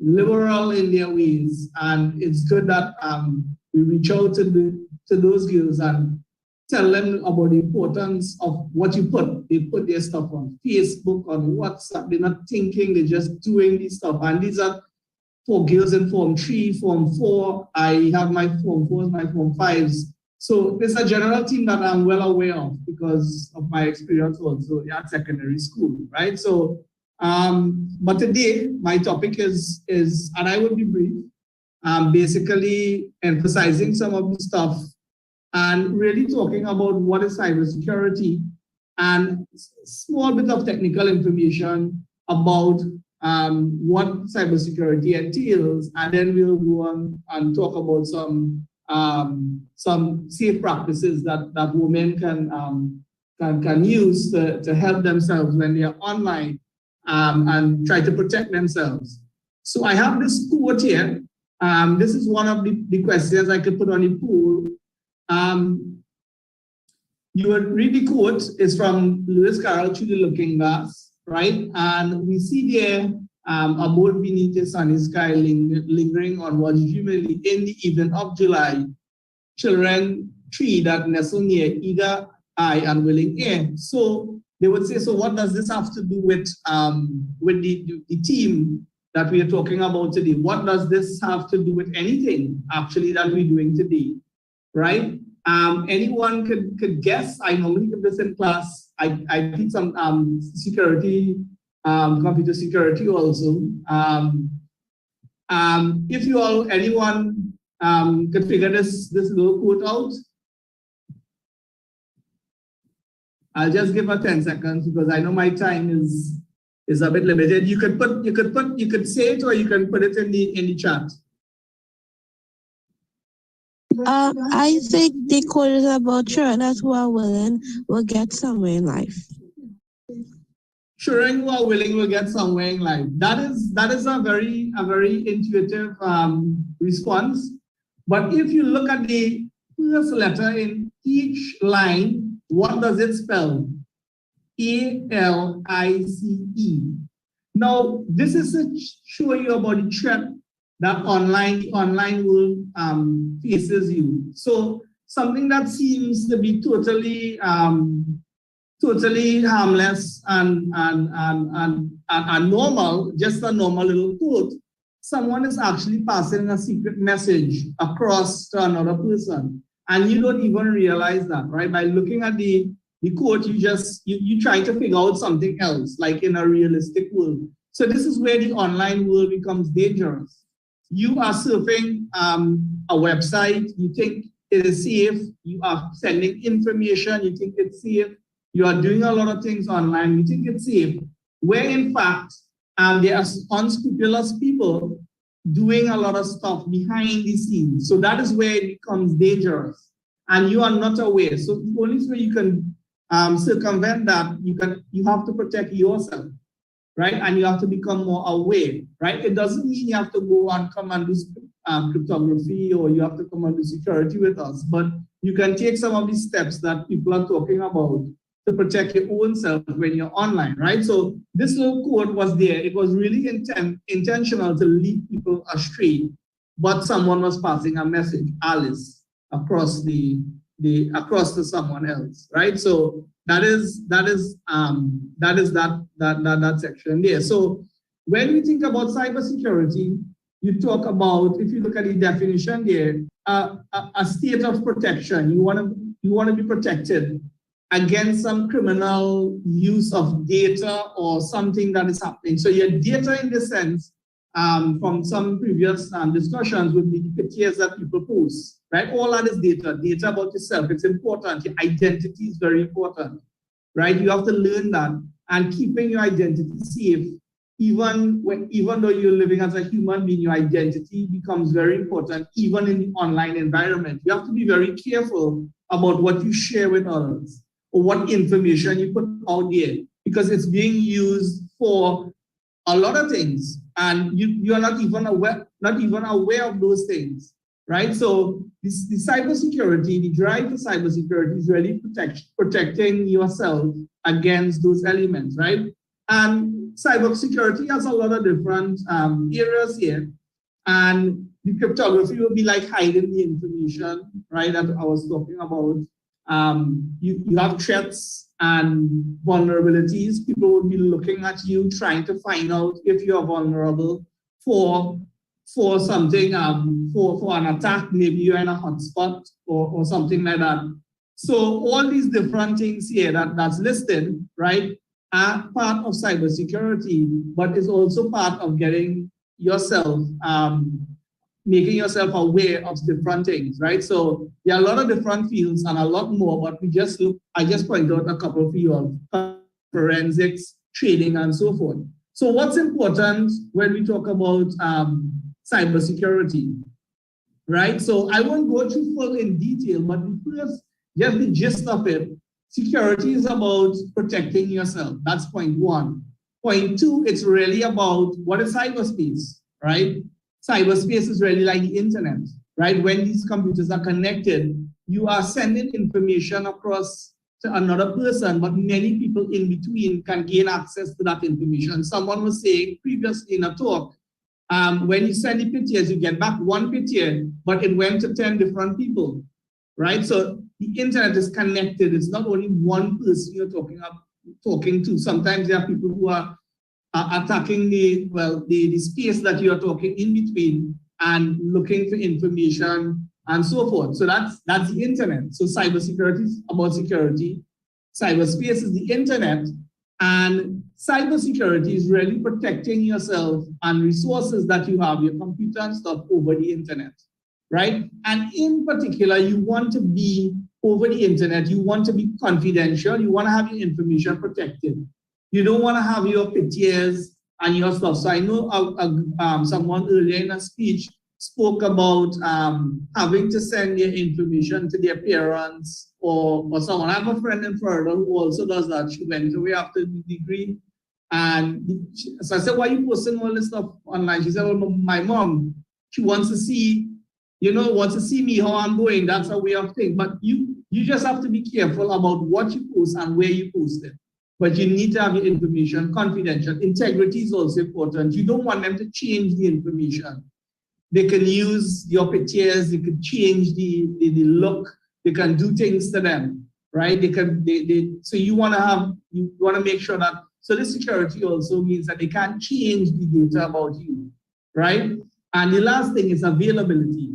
So the availability means that you always want to be having access to your data. So this triad here, right, points 3, 4, and 5 is really the security, cybersecurity triad that brings all these things together, right? The confidentiality, you want to be confidential in your transactions, you want it to be integrity maintained. You don't want to send a message, someone modify the message in between, right? I love you, and then they put something in between malicious and then send it back. It's as simple as that and get you in trouble, right? So all those little things people do are things that people do, types of attacks that they perform in an online environment, right? So we need to be aware, people. So you see this diagram here, you see Trudy, right? So this is actually pictures from Trudy Looking Glass, the book that I showed previously. So you see Alice and Bob. You always want to communicate in an online environment with somebody, right? So Alice and Bob is always, so that's representing the people who want to speak, the good guys. But in the cyber world, there is always Trudy, who is always the bad guy, right? And the bad guy comes with many names. The bad guy is Eve if the person is eavesdropping on you. Or if it's a malicious intruder trying to thief your information, that person is Mallory. So think about them. They have different names in the cyber world for these different types of characters that are there. So you have to be careful about Trudy and ways to protect yourself. So I give some examples here for you all. because you all use WhatsApp, right? But WhatsApp isn't always secure, right? There are serious breaches to WhatsApp and what's happening online with the data that you have or you put onto WhatsApp, right? So people are actually sharing information on WhatsApp, but their mobile numbers are being stolen, right? So I put the category there, but I realized my time was lessened, so I can't be as interactive as I wanted to be. But if your mobile number is stolen using a WhatsApp, you're using WhatsApp, a desktop app, and it's stolen, what is happening there is that they are breaching your confidentiality, right? They're taking information from you. What is your mobile information, your data, right? That's across the channel. They're taking that from you, right? And then they could use those things to actually cause harm to you by taking this information and selling it and doing other things. So there are other different sort of things that happens in WhatsApp. You all will read there, right? Facebook is actually not really telling people how transparent they are in dealing with people's data. So you have to be careful about what you put. They sell your data, right? That you put here. So you put a little family pic and stuff, and they actually use that for their purposes, right? So that's another type of problem that happens, right? The third one that you're seeing here, people accessing information on your devices again, right? And this is they are coming onto your devices, right, using passwords and all these different things, and they're hacking into your devices and using the information for wrong purposes, right? And there's also a type of attack where people would log in using fake passwords to get into your device, right? So those are called phishing attacks, right? So now that we have all these different things here, right? I wouldn't want to go too long. This is a whole lesson, right? But safe practices, what do you do as a user, right? Passwords, get stronger passwords using password generator, right? Online, I recently started to use password generator a couple of years ago, and it's great. It creates a password for you, so you don't have to sit down. But storing the passwords might become problematic. So what do you do? Well, you go and you use a password wallet, right? So that's another thing you can do to actually help. The other thing you can do, you can authenticate yourself, and you see Google and all these things using many. Authenticate means you're telling the computer who you are. So you can tell it using fingerprints, a password, all these different things. But if you use more than one, the better it will be to get access to your device. People, it's more difficult for them to take your password and your fingerprint and the PIN, right? So that's why you will see these multiple ways of, and it's protecting you, but it's a little bit more tedious to do, right? So keep all your personal data offline, right? So it's stated here, women are already cautious about what they post, right? As women, well, the younger girls, as I spoke about, they are very young and gullible, right? So when you're mature, you're more cautious. So you must be certain, and there are certain tools you can use also to help protect your personal self online, right? So the last set here, you can turn your phone into a bodyguard. That means it will send a message to the police in case of emergencies. And when you're online, you look for green locks. So somebody previously was talking about looking for good quote unquote websites. You look for the green lock, right? Because what they do, they set up these fake websites. So you go in a Wi-Fi hotspot, free Wi-Fi, you feel happy. These people create these fake sites. And when you log into these sites, they take your username and passwords. So that happens at the hotspot. And then they send that information to the site that you're supposed to go on, for instance, a bank, and then you know what happens there, right? So that's just a brief and very quick talk by me on these following concepts: cybersecurity, some important concepts about them, and what you as women should try to do, and other men also to try to do this to be safer online using apps and stuff like that. Right? So I think I'll close up there, and thank you very much for the opportunity to talk.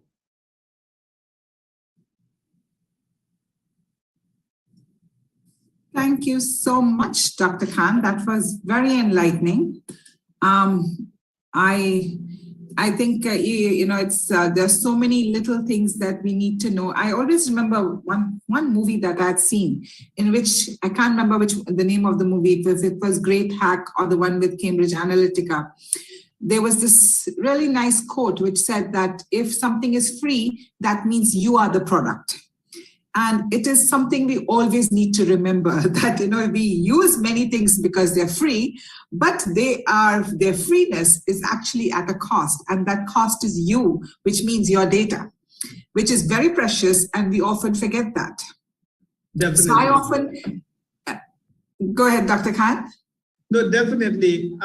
We have to be very well aware, but we have to pass the knowledge and increase the awareness amongst people.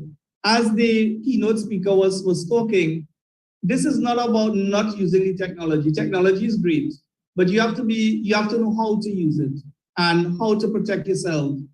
And especially the younger folks we need to come and bring them into that awareness space. And it will be okay. I have my passwords, so somebody else could do that, and treat with it accordingly. Thank you so much. So we move on to our next speaker now. Our next speaker is Adler Bino. I like what Nicole is asking there. Maybe Caricom steering committee can do a follow-up session with students. Yes, I think WhatsApp is something which everyone uses. So even simple thing from Dr. Khan's presentation on being safe and secure on WhatsApp, how all of us also tend to use web WhatsApp, very, very important features to be mindful about. And as they're moving towards digital transformation, our phone even becomes a digital payment device, payment tool, and hence security of that becomes even essential. So I think it's important that, the entire population actually, and students, yes, because they are more susceptible to these attacks, become more mindful, and young girls. So let's move on to our next speaker, who's actually going to be elaborating on the same concept, because Adler Bino is actually making a presentation on iMatter app. And this app is, gives us some insights on gender-based violence. So it's an app for gender-based violence in Guyana. And so Adler Bino is a national of Guyana, and he holds a master's degree in public health from University of Liverpool in UK, as well as a bachelor's degree in management from University of Guyana. In his last role, prior to joining the United Nations Population Fund, Mr. Bino worked as the CEO for the Caribbean Family Planning Affiliation, a regional non-governmental organization based in Antigua. In his current role, he serves as the head of the office of the Guyana office of the United Nations Population Fund. Mr. Bino considers himself to be a development practitioner with a passion for population and development activities. Mr. Bino possesses several years of professional work experience in gender equality and girls' empowerment, gender-based violence, adolescents, mothers, reintegration into secondary education, adolescent sexual and reproductive health and rights programming, and mainstreaming and integrating sexual and reproductive health and rights, SRHR, as part of health sector reforms and institutional strengthening. I think I would really like to hear what Mr. Bino has to say on his iMatter app. Over to you, Mr. Bino.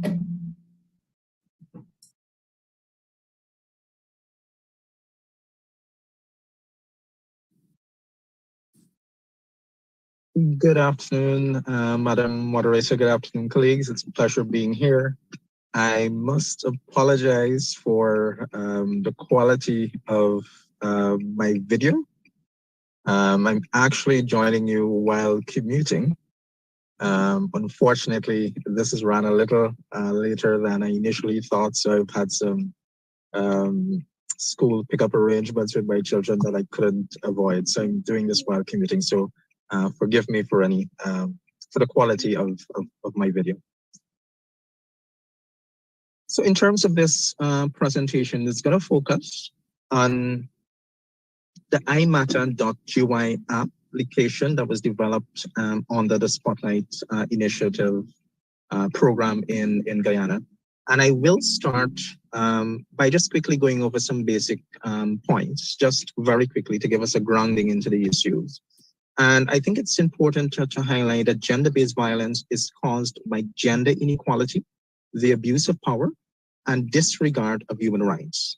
Anyone can experience GBV, including men and boys, but women and girls are disproportionately affected because of gender inequality and power imbalance between males and females. It's important to recognize as well that GBV is not only about rape or sexual violence, but it includes different forms of violence, such as physical and emotional violence, early marriages, as well as economic violence. I would want to stress as well that GBV survivors need various services to overcome the negative consequences of GBV. And very often, which is certainly the case in Guyana, there's little to no access to support services that exist. In the Guyana context, there's a very high prevalence of violence against women and girls that is often culturally accepted and that in many cases remains underreported. And there are challenges that persist with respect to the delivery of responsive as well as coordinated services to survivors survivors in the Guyana context. When we look at data that came out from the 2019 Guyana Women's Health and Life Experiences Survey, it revealed to us that most survivors are not accessing services at acceptable rates. In fact, most do not access services at all. And there's evidence of limited knowledge of available services, as well as to how to access those services. So that was the issue that we recognized that had to be addressed. And in seeking to develop the app, this was the central focus. So under the Guyana Spotlight program, which forms part of a European Union, United Nations global partnership with the national government, and which focuses on eliminating all forms of violence against women and girls, the United Nations Population Fund, UNFPA, in collaboration with the Ministry of Human Services and Social Security in Guyana, developed a technological platform in keeping with GBV guiding principles. And this platform, iMatter.GY, as it's called, recognizes the importance of guaranteeing the safety of GBV survivors and persons at risk of GBV, acknowledging that the majority of such persons are women and girls. And what it does is provide GBV survivors and persons at risk of GBV with additional options for seeking support. So that is it in a nutshell. The next slide, please, sorry. So in a nutshell, it really focuses on enhancing access to information on GBV services, as well as access to services, providing that linkage to access to services. And it builds upon some work UNFP had previously done in support of the government around mapping available services, as well as referral pathways. The app was initially launched on International Women's Day in March of 2021, but a number of improvements were done to the app, and then it was relaunched in December and made publicly available to persons. It was launched at very high levels. We had the president himself there, along with the Honorable Minister of Human Services and Social Security, and of course, EU representation and UN representation. If you can move to the next slide, please. In terms of the features, The iMatter app aims to serve as a central online portal for members of the public, providing current information on GBV essential services, laws and policies, information and resources on various forms of GBV in Guyana, as well as linkage to the national 914 GBV hotline service. The welcome page of the app, which is what you're seeing on the slide, essentially lists the various types of GBV that are considered common to Guyana. When one clicks on any one of those portals, it then provides additional information. One, for instance, is able to, if one is just seeking to edify themselves, one is able to read up some basic information on GBV. One is able to get a listing of various service providers and what type of services they provide with respect to a particular type of GBV. There are other resources that are available. There's a portal on laws with respect to each type of GBV. And of course, there's a section on myths and frequently asked questions. The next slide, please. But most importantly, there is a panic button feature. The United Nations Population Fund and the Ministry of Human Services and Social Security in Guyana did seek to have the iMatter.GUI app facilitate easy communication by GBV survivors and individuals at risk of GBV with GBV case workers, as well as the linkage of such individuals to GBV support services that they so choose to access. Apart from having the ability to access certain information or at one's own leisure, reach out to support services if one thinks they're at heightened danger, they're in need of immediate assistance, there's the option to select that panic button, either via direct call or via direct messaging, and get a response, to activate a response from the 914 service. The next slide, please. In terms of the app development, it's important to highlight that this project was initially led off by a young GBV activist. She has many other talents, but one of her areas of interest is GBV activism. Cola Thompson, many years ago, had actually seen the need to share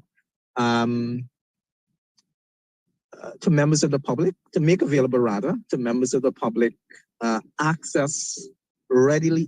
access to GBV related information, as well as linkage to support services. And so she herself had invested, along with some other activists, in creating an online portal to facilitate access to information, as well as linkage to services. Of course, there were several lessons learned from that experience. It was not an online platform that she was able to sustain, but there were several lessons learned from that. And so what we did as part of this undertaking was to create that opportunity for her to bring to bear the experiences that she had learned from her earlier undertaking, and to share that with the stakeholders working on this particular initiative.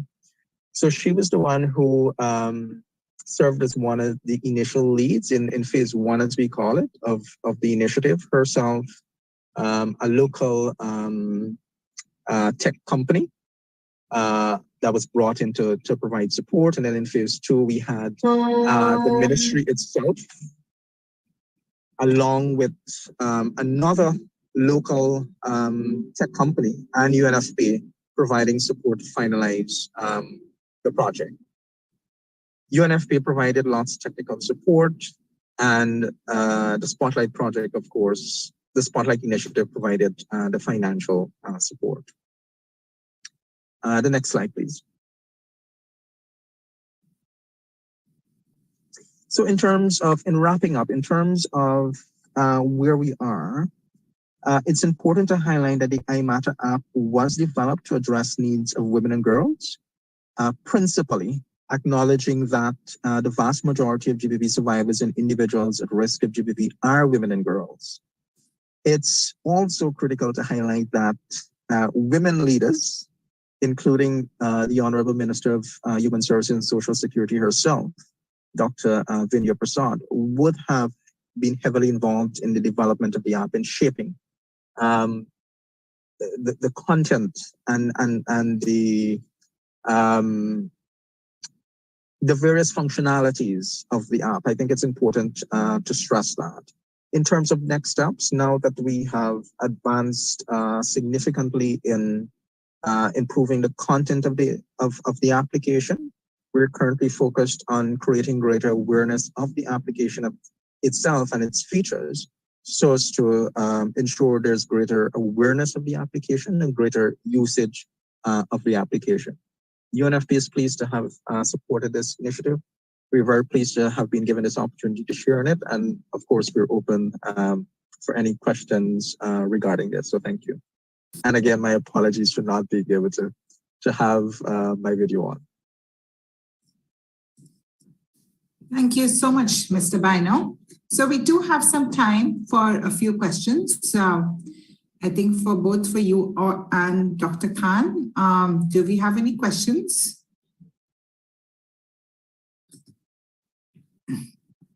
I'm just waiting to see if there are any questions in the chat. Nicole is saying, it's a welcome, innovative approach to provide access to support services in Guyana, very much so. I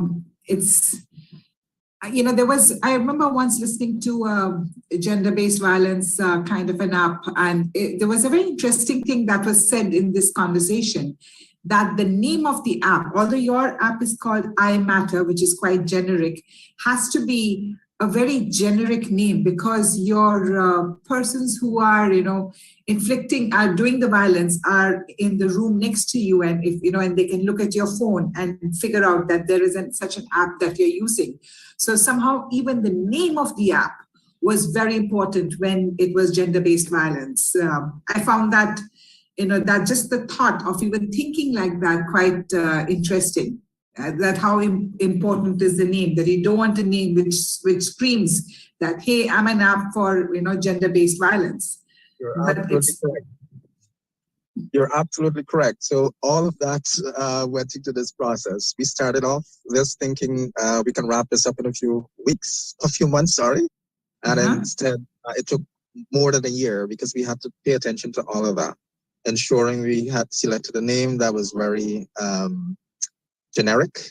I think this was the third name we eventually settled on. When we first launched it, it was a different name, and we subsequently rebranded it. And then, of course, paying attention to even the icon, ensuring it wasn't one that caused a perpetrator to question what the survivor was doing on his or her phone. So yes, all part of the considerations. And sometimes these are things we don't even think about. And if there's a developer, and this again brings this whole notion, why do we need different genders in the development process, that maybe a male would not have even thought about it. I don't know who thought about it in the first instance, but that whole notion of diversity in technology space becomes important, because people bring different perspectives, and gender is very, very important in bringing that diversity. I think there's a question from Jennifer, who's saying that could we replicate this across Caricom countries with UNFPA? Since you are an UNFPA representative, can we make it happen in Caricom and not just Guyana? That's a very welcome question. I see no reason why. I can tell you that the Honorable Minister here in Guyana has been very, very excited about what her ministry has been able to accomplish in terms of setting up a dedicated 914 hotline service, in terms of being able to activate what could be considered as a remote services delivery platform, and being able to link all of this to this app as well, which is also new. So all three of these interlinked measures are all new. Okay. And she has previously expressed an interest in having this written up in such a way that it could be shared with other Caricom countries. And, if there's interest, support could be possibly be provided to replicating it. And it's something UNFPA is open to, of course. So I think, Jennifer, that's very, very useful for now the Caricom Secretariat through this Girls in ICT Day Steering Committee to get involved and really make that happen. There's already something which is working, so let's just replicate it. There was, can we have access to your slides so we can send this information out to young ladies who are not attending today, but who are part of this network? Gail is asking this question. So the slides have, the PowerPoint presentation was shared with the Secretariat, so I'm certain they will share it with participants. We're fine with that. So Nicole is asking another very important question that, connectivity is critical. Connectivity across the country is always critical. So there are people where, as she's calling, persons in a hinterland regions. I know that Guyana I have flown over Guyana from Georgetown to Kaichor Falls, so I know that the middle is just vast, and if there are people living there, can they access this app? And I really thank Nicole for that question, because that's a very critical point which I omitted in my presentation. One of the other great features of the app is that it doesn't require sustained internet access for it to function. It was designed in such a way that it only requires the person to have internet accessibility to download it to their phone once. So once it's downloaded, the portals are open, it remains in your phone, and you're able to access the various portals with or without internet connectivity. And even the panic button does not require internet connectivity. There's a special arrangement with a telecommunications company that allows for toll-free calls and direct messages to be initiated from the app to the 914 service without internet access. So it was not really an oops question, it was like a wow question, because it brought out a very important feature of the app, which is very, very applicable in the regions where we don't have connectivity across the country. So thank you so much. And I think we have things to do as we move forward. It's not just about today, it's activities that we will be doing, and you have given us great ideas and to take this forward. So moving on to our next presenter, we have teachers' perspectives on girls in ICT. Very, very important. I'm a teacher myself. So for that, we are bringing Miss Melissa Richards, who's a lecturer in Dominica State College. Now, Melissa lives by this statement, and I quote, "Your goals, passion, purpose, and possibilities can be manifested through persistence, diligence, creativity, curiosity, focus, determination, and strategic execution," end quote. Very, very powerful. Every word is so important. She's a computer science lecturer in the Department of Computer Science, Faculty of Arts and Science at Dominica State College. Prior to her employment at Dominica State College, she worked as a web services manager at the Brain Street Group. And prior to Brain Street employment, she was employed with the Kuru Cooperative College as an IT/network administrator. IT lecturer, /network administrator. She's also an alumnus of the fellowship program for the following internet governance organizations, and they're all very important organizations. Let me list them. Internet Corporation for Assigned Names and Numbers, Internet Society, Latin America and Caribbean Internet Address Registry, America Registry for Internet Numbers. So, when you see those IP addresses, these agencies like ARIN, which is American Registry for Internet Numbers, who are deciding that. So, in the area of extracurricular activities, Ms. Richards has been, is very active. She's a retired member of the Guyana national table tennis team. Some of her notable achievements in table tennis, and I had to reduce some of them, so it's a long list, she's Guyana's national junior and Women's Singles Champion, Caribbean Junior Girls and Girls Double Champion, gold medalist in the US Open Teams Championship. In addition to table tennis, in her free time, Ms. Richards would participate in singing and stand-up poetry. So we know who we can use next year for our Girls in ICT Day activity also. So over to you, Melissa. Good afternoon. Thank you, the Girls in ICT Steering Committee. Thank you, Caricom, as well, for hosting such an important event.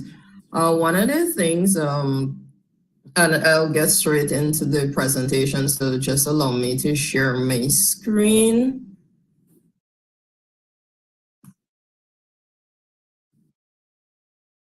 All right, so one of the things about girls in ICT is that we find ever so often that questions are asked, how can I get into or how can I get involved? What are the programs offered at the undergraduate level in terms of teachers? What are some of the what are some of the educational technology tools that we can use? What are the opportunities that exist and recommendations? Also, I'll be looking at tips for teachers as well as emerging careers.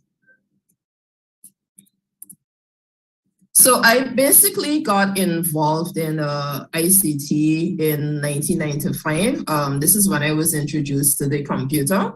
My mother bought a computer, and during my school years, I did information technology at CXC as well as at CAPE.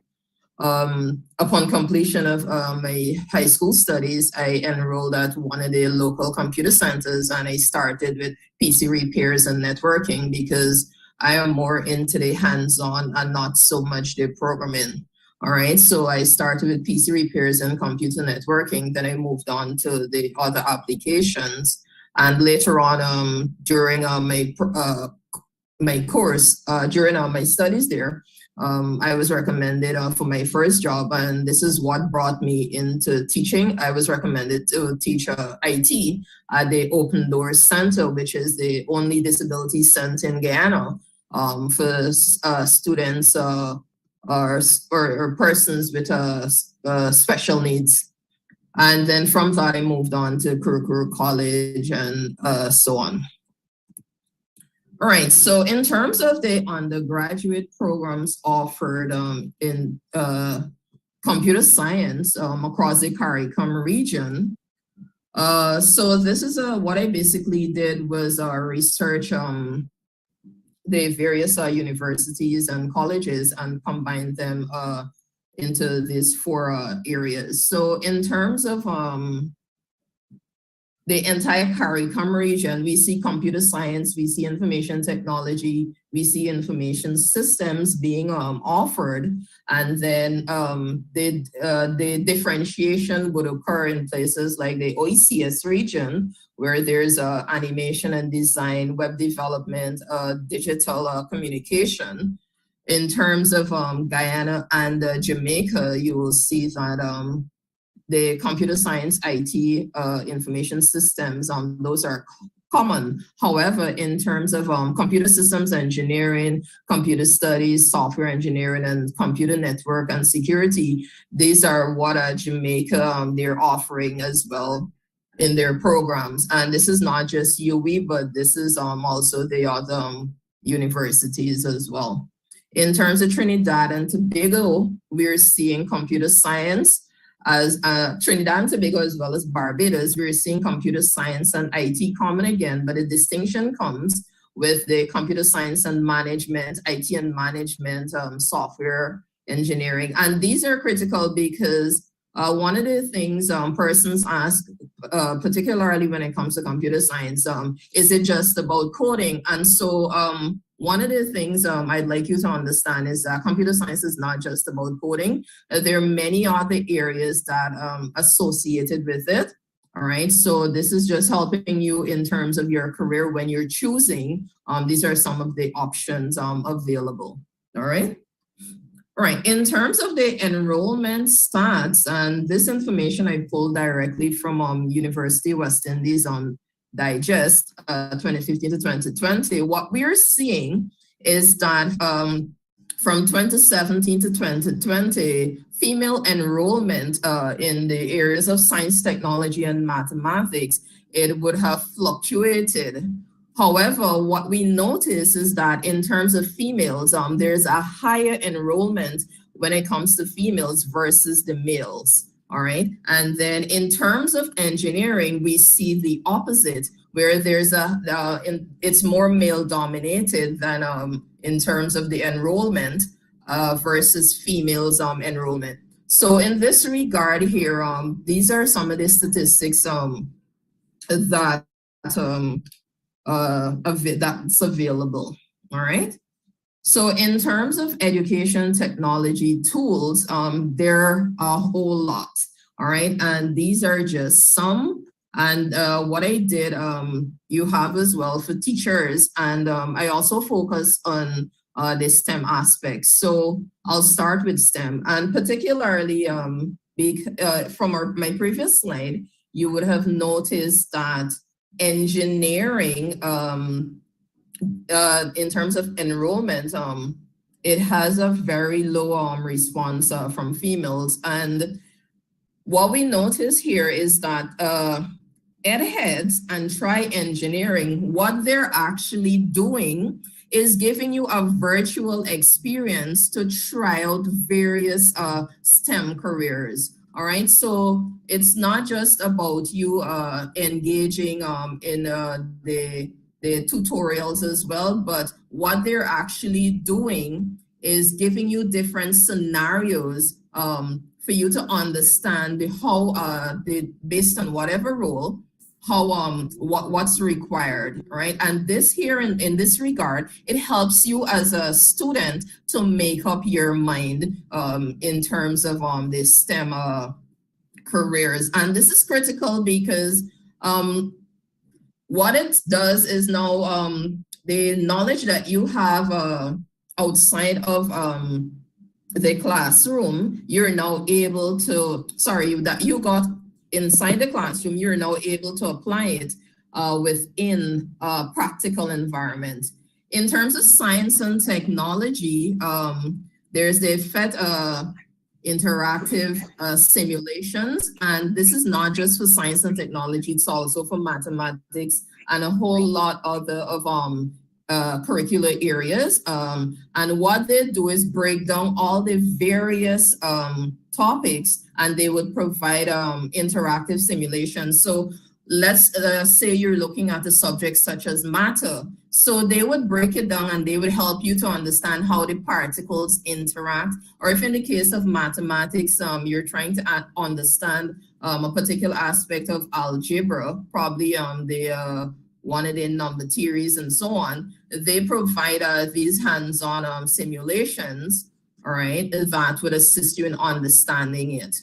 In terms of Brain Pop, what it does now is take those difficult science topics and they would bring it over to the students in a very simplified manner, helping them to connect with previous knowledge, which is very critical, all right?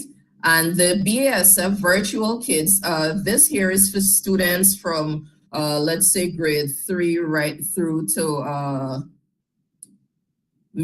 secondary school. And what it does, it actually gives them a virtual experience in terms of the computer lab. So they receive instructions such as how do you use the lab, what are some of the do's and don'ts of the lab, what are some of the equipment you're required to use in the lab, and why are you using it, and so on. So these are some of the tools rather that's available both for teachers as well as students. And then from the teacher perspective now, one of the things is that students continuously ask that we give them feedback. So there's Floop, all right, and this is a cloud-based website that allows students to upload their work, and we, the teachers now, we can take this look at it and make whatever comments, and the students would receive it back in real time. In terms of your presentation, there's also Nearpod, and Nearpod is not just about using the standard PowerPoint presentation, but what it also does, you can use videos, you can also incorporate any quizzes, etc. And there's also a component that deals with virtual reality. All right. And we know that today the whole aspect of immersive virtual reality in education, it has been gaining a lot of attention. So in terms of mathematics, there's the open middle. And this particular one, what it does, it's not just solving problems, but what it does, it would engage the students. How would it engage the students? First of all, it would not provide wholly and solely the answer to the student. The student, they're required to contribute to various sections of the problem, and the app would then help them in solving it. So it's not just giving them everything. Whiteboard.chat, one of the challenges we as teachers face, especially in the STEM areas, is that you have these web conferencing tools that do not incorporate all the various symbols associated with chemistry, associated with physics, mathematics, etc. And so whiteboard.chat, this is one of the tools available freely that you can use when you want to teach your students. And what happens with this as well is that the students can use the board as well to solve problems. So yeah, you have these here. All right, so in terms of opportunities and recommendations to get involved in STEM, first I'll start with the teachers. So for teachers, the Caribbean Science Foundation from time to time, they would offer workshops to train teachers in problem-based learning as well as inquiry-based science education. The second aspect is that collaboration is critical across the curricula, right? Because whether you're at primary, secondary, or tertiary institution, one of the things we find happening in STEM is that teachers who collaborate, they more or less open the eyes rather of students, helping them to understand from a different perspective. Because one of the things we find is that sometimes students they don't want to hear it from you, they want to hear it from somebody else, all right? And so collaboration among educational institutions, that's important. The multi-sectoral approach as well, and this is where civil society and the others come in, because they can provide guidance in terms of STEM, in terms of mentoring. They can also provide support in this regard in terms of financing, whether there's a competition, or even in terms of the human resource that's available within the organization. All these different ways that they can also provide assistance in this regard. For students, there are many STEM clubs. So starting at the primary, secondary, or even the tertiary, there is usually maybe a robotics or various computer clubs or IT clubs that you can get involved in. And then at the national level, you do have robotics, like in Guyana, you got the STEM team. All right, and many other countries, they also got robotics teams as well. So these are all ways in which students can get involved. The other ways that you can volunteer or participate in competition. One of the things I always tell people is that in order to better your skill, you should not be afraid of volunteering, because for some reason or the others, sometimes volunteering seems as though it's a negative thing, but it is not. It actually helps you to interact with persons, and you can get a first-hand opportunity to ask questions that regularly, you would not get to ask. And even in terms of competing, it would help you as a student to improve your skills, whether it be in terms of robotics or programming, etc. And then outside of the Caribbean area, you have the New York Academy of Sciences Global STEM Alliance. And I'm associated with this, so this is why I particularly mentioned it, because they have the 1,000 girls, the 1,000 features, and the Junior Academy, all STEM focused. And this program, what it does, it's free, of course. They provide mentoring, they provide educational programs. If your mentor is within your area, you can actually get to meet with your mentor, go on various tours and so on. So it's really a real world experience, giving students the opportunity to choose in terms of career, STEM careers, and being rounded generally. All right, so tips in terms of getting involved in teachers getting involved in ICT. So one of the first things is that in the STEM area, we redefine fail, all right? And it's first attempt at learning. And one of the reasons is that you must understand that at the first go, you may not always get it right. And you have to keep going at it, right? And this is how you build experience and so on. So don't use not because you might have failed the first time or you tell yourself that you disappointed your students, it's bad. No, it's a learning experience and you must embrace it. And one of the things you will find is that as you interact with your students will also share their experience in this regard. So it's an exchange. So even in that regard, it would help to build your confidence, particularly for new teachers. The second aspect is that it's very messy, right? But organization is required. That's the key aspect, all right? So this is where, in this regard, you gotta start sorting out, planning in advance, making sure that you're aware of what it is you plan to do, the various pieces associated with what the students will be doing and these sort of things. And then the last one is you got this, all right? So this is the mindset that you need to have. You need to have a positive mindset as a new teacher getting into STEM, all right? Because at the end of the day, you feeling incompetent would not make matters any better, all right? And as I would have mentioned at the beginning where I said fail, it means the first attempt at learning. So it helps you to embrace whatever mistakes you make. And at the end of the day,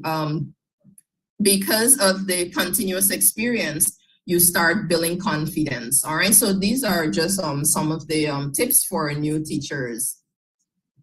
In terms of teachers who are seasoned, so connect the classroom to the real world environment. This is very important. One of the things about STEM is that regardless of the environment you're in, there's always something that you can connect to the lessons being taught, and this is important.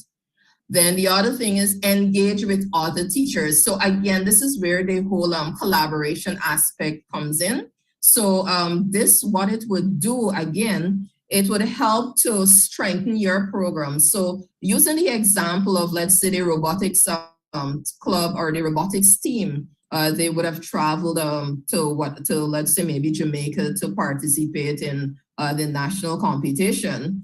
Here, you're actually able to expand your network and collaborate with other persons. You're also exposed to strategies that the students would use in terms of solving various problems. You're also exposed to teachers or persons associated with these various teams, and from that you are able to strengthen your club, right?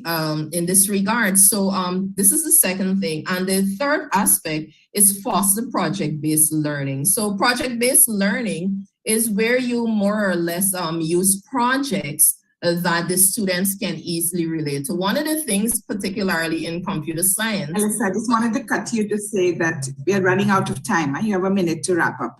Okay, thank you. All right, so foster project-based learning. And in terms of the emerging careers, there's digital marketing and strategy specialist. There's also digital transformation specialist. There is information security analyst and Internet of Things specialist. So this is that's it for me, and thank you very much. Thank you so much. Actually, this was very, very useful. I think what is important is today has been like a journey for us. You know, we have seen different topics that people want to see detailed presentations on, especially your slide on EdTech tools. I think for our teachers, if they're not aware of them, to get them more comfortable with them, bring them more hands-on with it. So again, these are some workshops that Caricom Secretariat can think about. And I see some comments in the chat, and that people would, you know, like your slides. And I think Sylvester Cadet is actually doing the feedback and the highlights, and there will be a report. So he would also like to have access to your slides so that he can do a much more wholesome feedback and highlight section for the written report. Very, very useful, very, very important for our teachers. And unfortunately, because of lack of time, we cannot take any questions. But I think when we have the fuller, session with like a whole day workshop, I think those questions can then be aired out. So I move on to the last item, which is the vote of thanks, which is being done by Mr. Charles Cyrus, who is Director, Science, Market Research and Innovation in Ministry of Industry, Innovation, Science and Technology in Barbados. He's also in part of the steering committee. Over to you, Mr. Charles Cyrus. Ladies and gentlemen, boys and girls, can you hear me? Good afternoon. Yes, we can hear you. Okay. Yeah, what a wonderful 2 hours of activities we have had this afternoon. Thanks to those who have contributed to the knowledge. Again, some noise in the background. What a wonderful 2 hours of activities we have had this afternoon. Thanks to those who have contributed the knowledge, the talent, and time. I offer the appreciation and gratitude of the audience at this Caricom Girls in ICT Day Partnership event. I'm sure that you would want me to express our thanks to all those individuals and organizations who contributed. Can you hear me? This is Jennifer. Hello. Hello. I think we lost you in your room, in our room. Can anybody hear me? Yes, we can hear you, Jennifer. Charles is giving vote of thanks, so just give him a minute, please. Can anybody hear me? I can hear Jennifer. Yes, I can hear Jennifer also very clearly. Yes. Go ahead, Charles. Can you hear me? I should go ahead? If I may just interject, there's a constant echo. That's correct. I don't know where it's coming from, but there is a constant echo. Can anybody hear us from the Caricom Secretariat? Hello? Hello, Jennifer. Who can hear me? Because, okay, we weren't hearing Charles. We'd like to be able to hear him so that we can keep it on the recording. Can everybody hear us? Yes, we can. Yes, we can. And I just give me a second because we need to have 2 minutes of fun, and we wanted to give some prizes, and these will be e-prizes afterwards. In our note taking, we have an A. Bacchus, Charity Gibson, Mizana Gonzalez, and Tiana Marcano. Those people answered questions, and A. Bacchus and Charity Gibson were first in the room. So if they would just send their email addresses to ICT4dstaff@caricom.org, I'll put it in the chat, then we can send them a gift as per Amazon's offer today. So thank you, Gunjan. Sorry to cut in, but no, Jennifer. Yes. Charles was still winding up his finishing up his vote of thanks. Okay, good. Sorry, we lost that. So Charles, would you do you have enough energy to recap a bit so we can get it on the recording? Yes, I can start from the beginning. Yeah. Good, wonderful. Thank you. Okay, shall I start now? Yes. Okay, ladies and gentlemen, good afternoon. What a wonderful, well, I said 2 hours of program, but it's actually more than 2 hours of activities we've had this afternoon. Thanks to those who contributed their knowledge, their talent and time. I offer the appreciation and the gratitude of the audience at this Caricom Girls in ICT Day partnership event. I'm sure you will want me to express our thanks to all those individuals and organizations who contributed to the success of this event. To the Caricom Secretary General, Dr. Carla Barnett, for her opening remarks. I am particularly pleased that Dr. Barnett emphasized the need to close the divide, which she identified, and obviously there are several divides, access divide, skills divide, technology divide. Thank you so much, Dr. Barnett, for your remarks. To our featured speaker, Dr. Munifa Huin, CEO, EM Consultants, a cybersecurity expert who provided us with an overview of cyber risk, gender violence, fake news, blackmail, cyberbullying, and others, indicating the disproportionate effects on females. Dr. Yulin shared with the audience various ways to address some of the potential challenges. Given the number of challenges she identified, we realized that this area requires continued awareness and knowledge building. Thanks for sharing. Thanks to Ms. Doreen Bodden-Martin, Director, Telecommunications Development Bureau, ITU, for her message from the IDU. And ladies and gentlemen, we should all know that Girls in ICT initiative, which we are celebrating today, has its origin from the IDU. We thank Mrs. Bodden-Martin for emphasizing the need for online safety. Thanks to our 2 presenters, Dr. Kofa Khan, Lecturer, Department of Computing and IT, UWI St. Augustine, presenting on this extremely relevant area of cybersecurity. As we seek to encourage our young people to exploit the benefits of digital technologies, young persons must ensure their safety while traversing the online world. To Mr. Alder Bino, United Nations Population Fund, Guyana, we appreciate your presentation on iMatter app that focuses on gender-based violence. Thank you. Thanks to our international partners, Abby Daniel from Amazon Web Services and Tony Borber. We greatly value your presence, your message, and your support of today's program. Thank you. To our teacher presenter, Ms. Melissa Richards, Lecturer, Dominica State College, we appreciate your sharing your experience as a female in tech, as well as identifying areas of study for females in STEM. Thank you. No event like this can be completed without the participation of the arts, and therefore we thank you, Ms. Lyanna Allen, Project Assistance, CARIFORUM, EU, EPA, Implementation Unit, Caricom Secretariat, for your commentary on our educational system through your spoken word performance. Thank you. Ms. Jennifer Britton, Caricom Girls and ICT Partnership Focal Point, Caricom Secretary. Thank you for your welcome remarks and your introduction of the moderator. I am aware that you have been involved in considerable work behind the scenes in putting this project together. Many thanks to you and to Ms.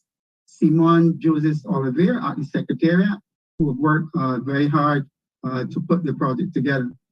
Caricom Secretariat Communication Team, especially Michelle Nurse and Sudesh, Dale Alexandra, and the Caricom, the communications team from UN ECLA for readily agreeing and providing the flyer, together with the Partnership Steering Committee. You all have done an excellent job. Thank you all. In closing, I wish to thank the moderator, Dr. Jan Singh, Lecturer and Head of Computer Science, University of West Indies, Mona, for the way in which you were able to assist in the smooth running of today's program. It was a pleasure to propose this vote of thanks, particularly since I benefited so much. Thank you all. Good afternoon. Good night, I must say. Thank you so much for those vote of thanks. And that brings us to the end of the day. Yes, that's right, Sylvester. You will write it up and send it. Perfect. So I hope everyone who has won something is present and they know that they have won. And there's an email address for them to send the information or send an email to. There is A. Bacchus, Charity Gibson, Mizana Gonzalez, and Tiana Marcano. So please send an email to ICT4Dstaff@caricom.org. And I think we have had a great Girls in ICT Day in 2022.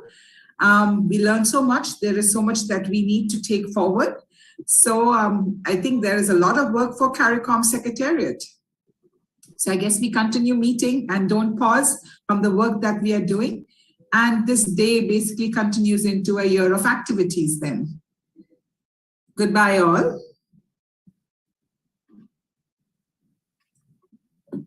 Thank you, everyone.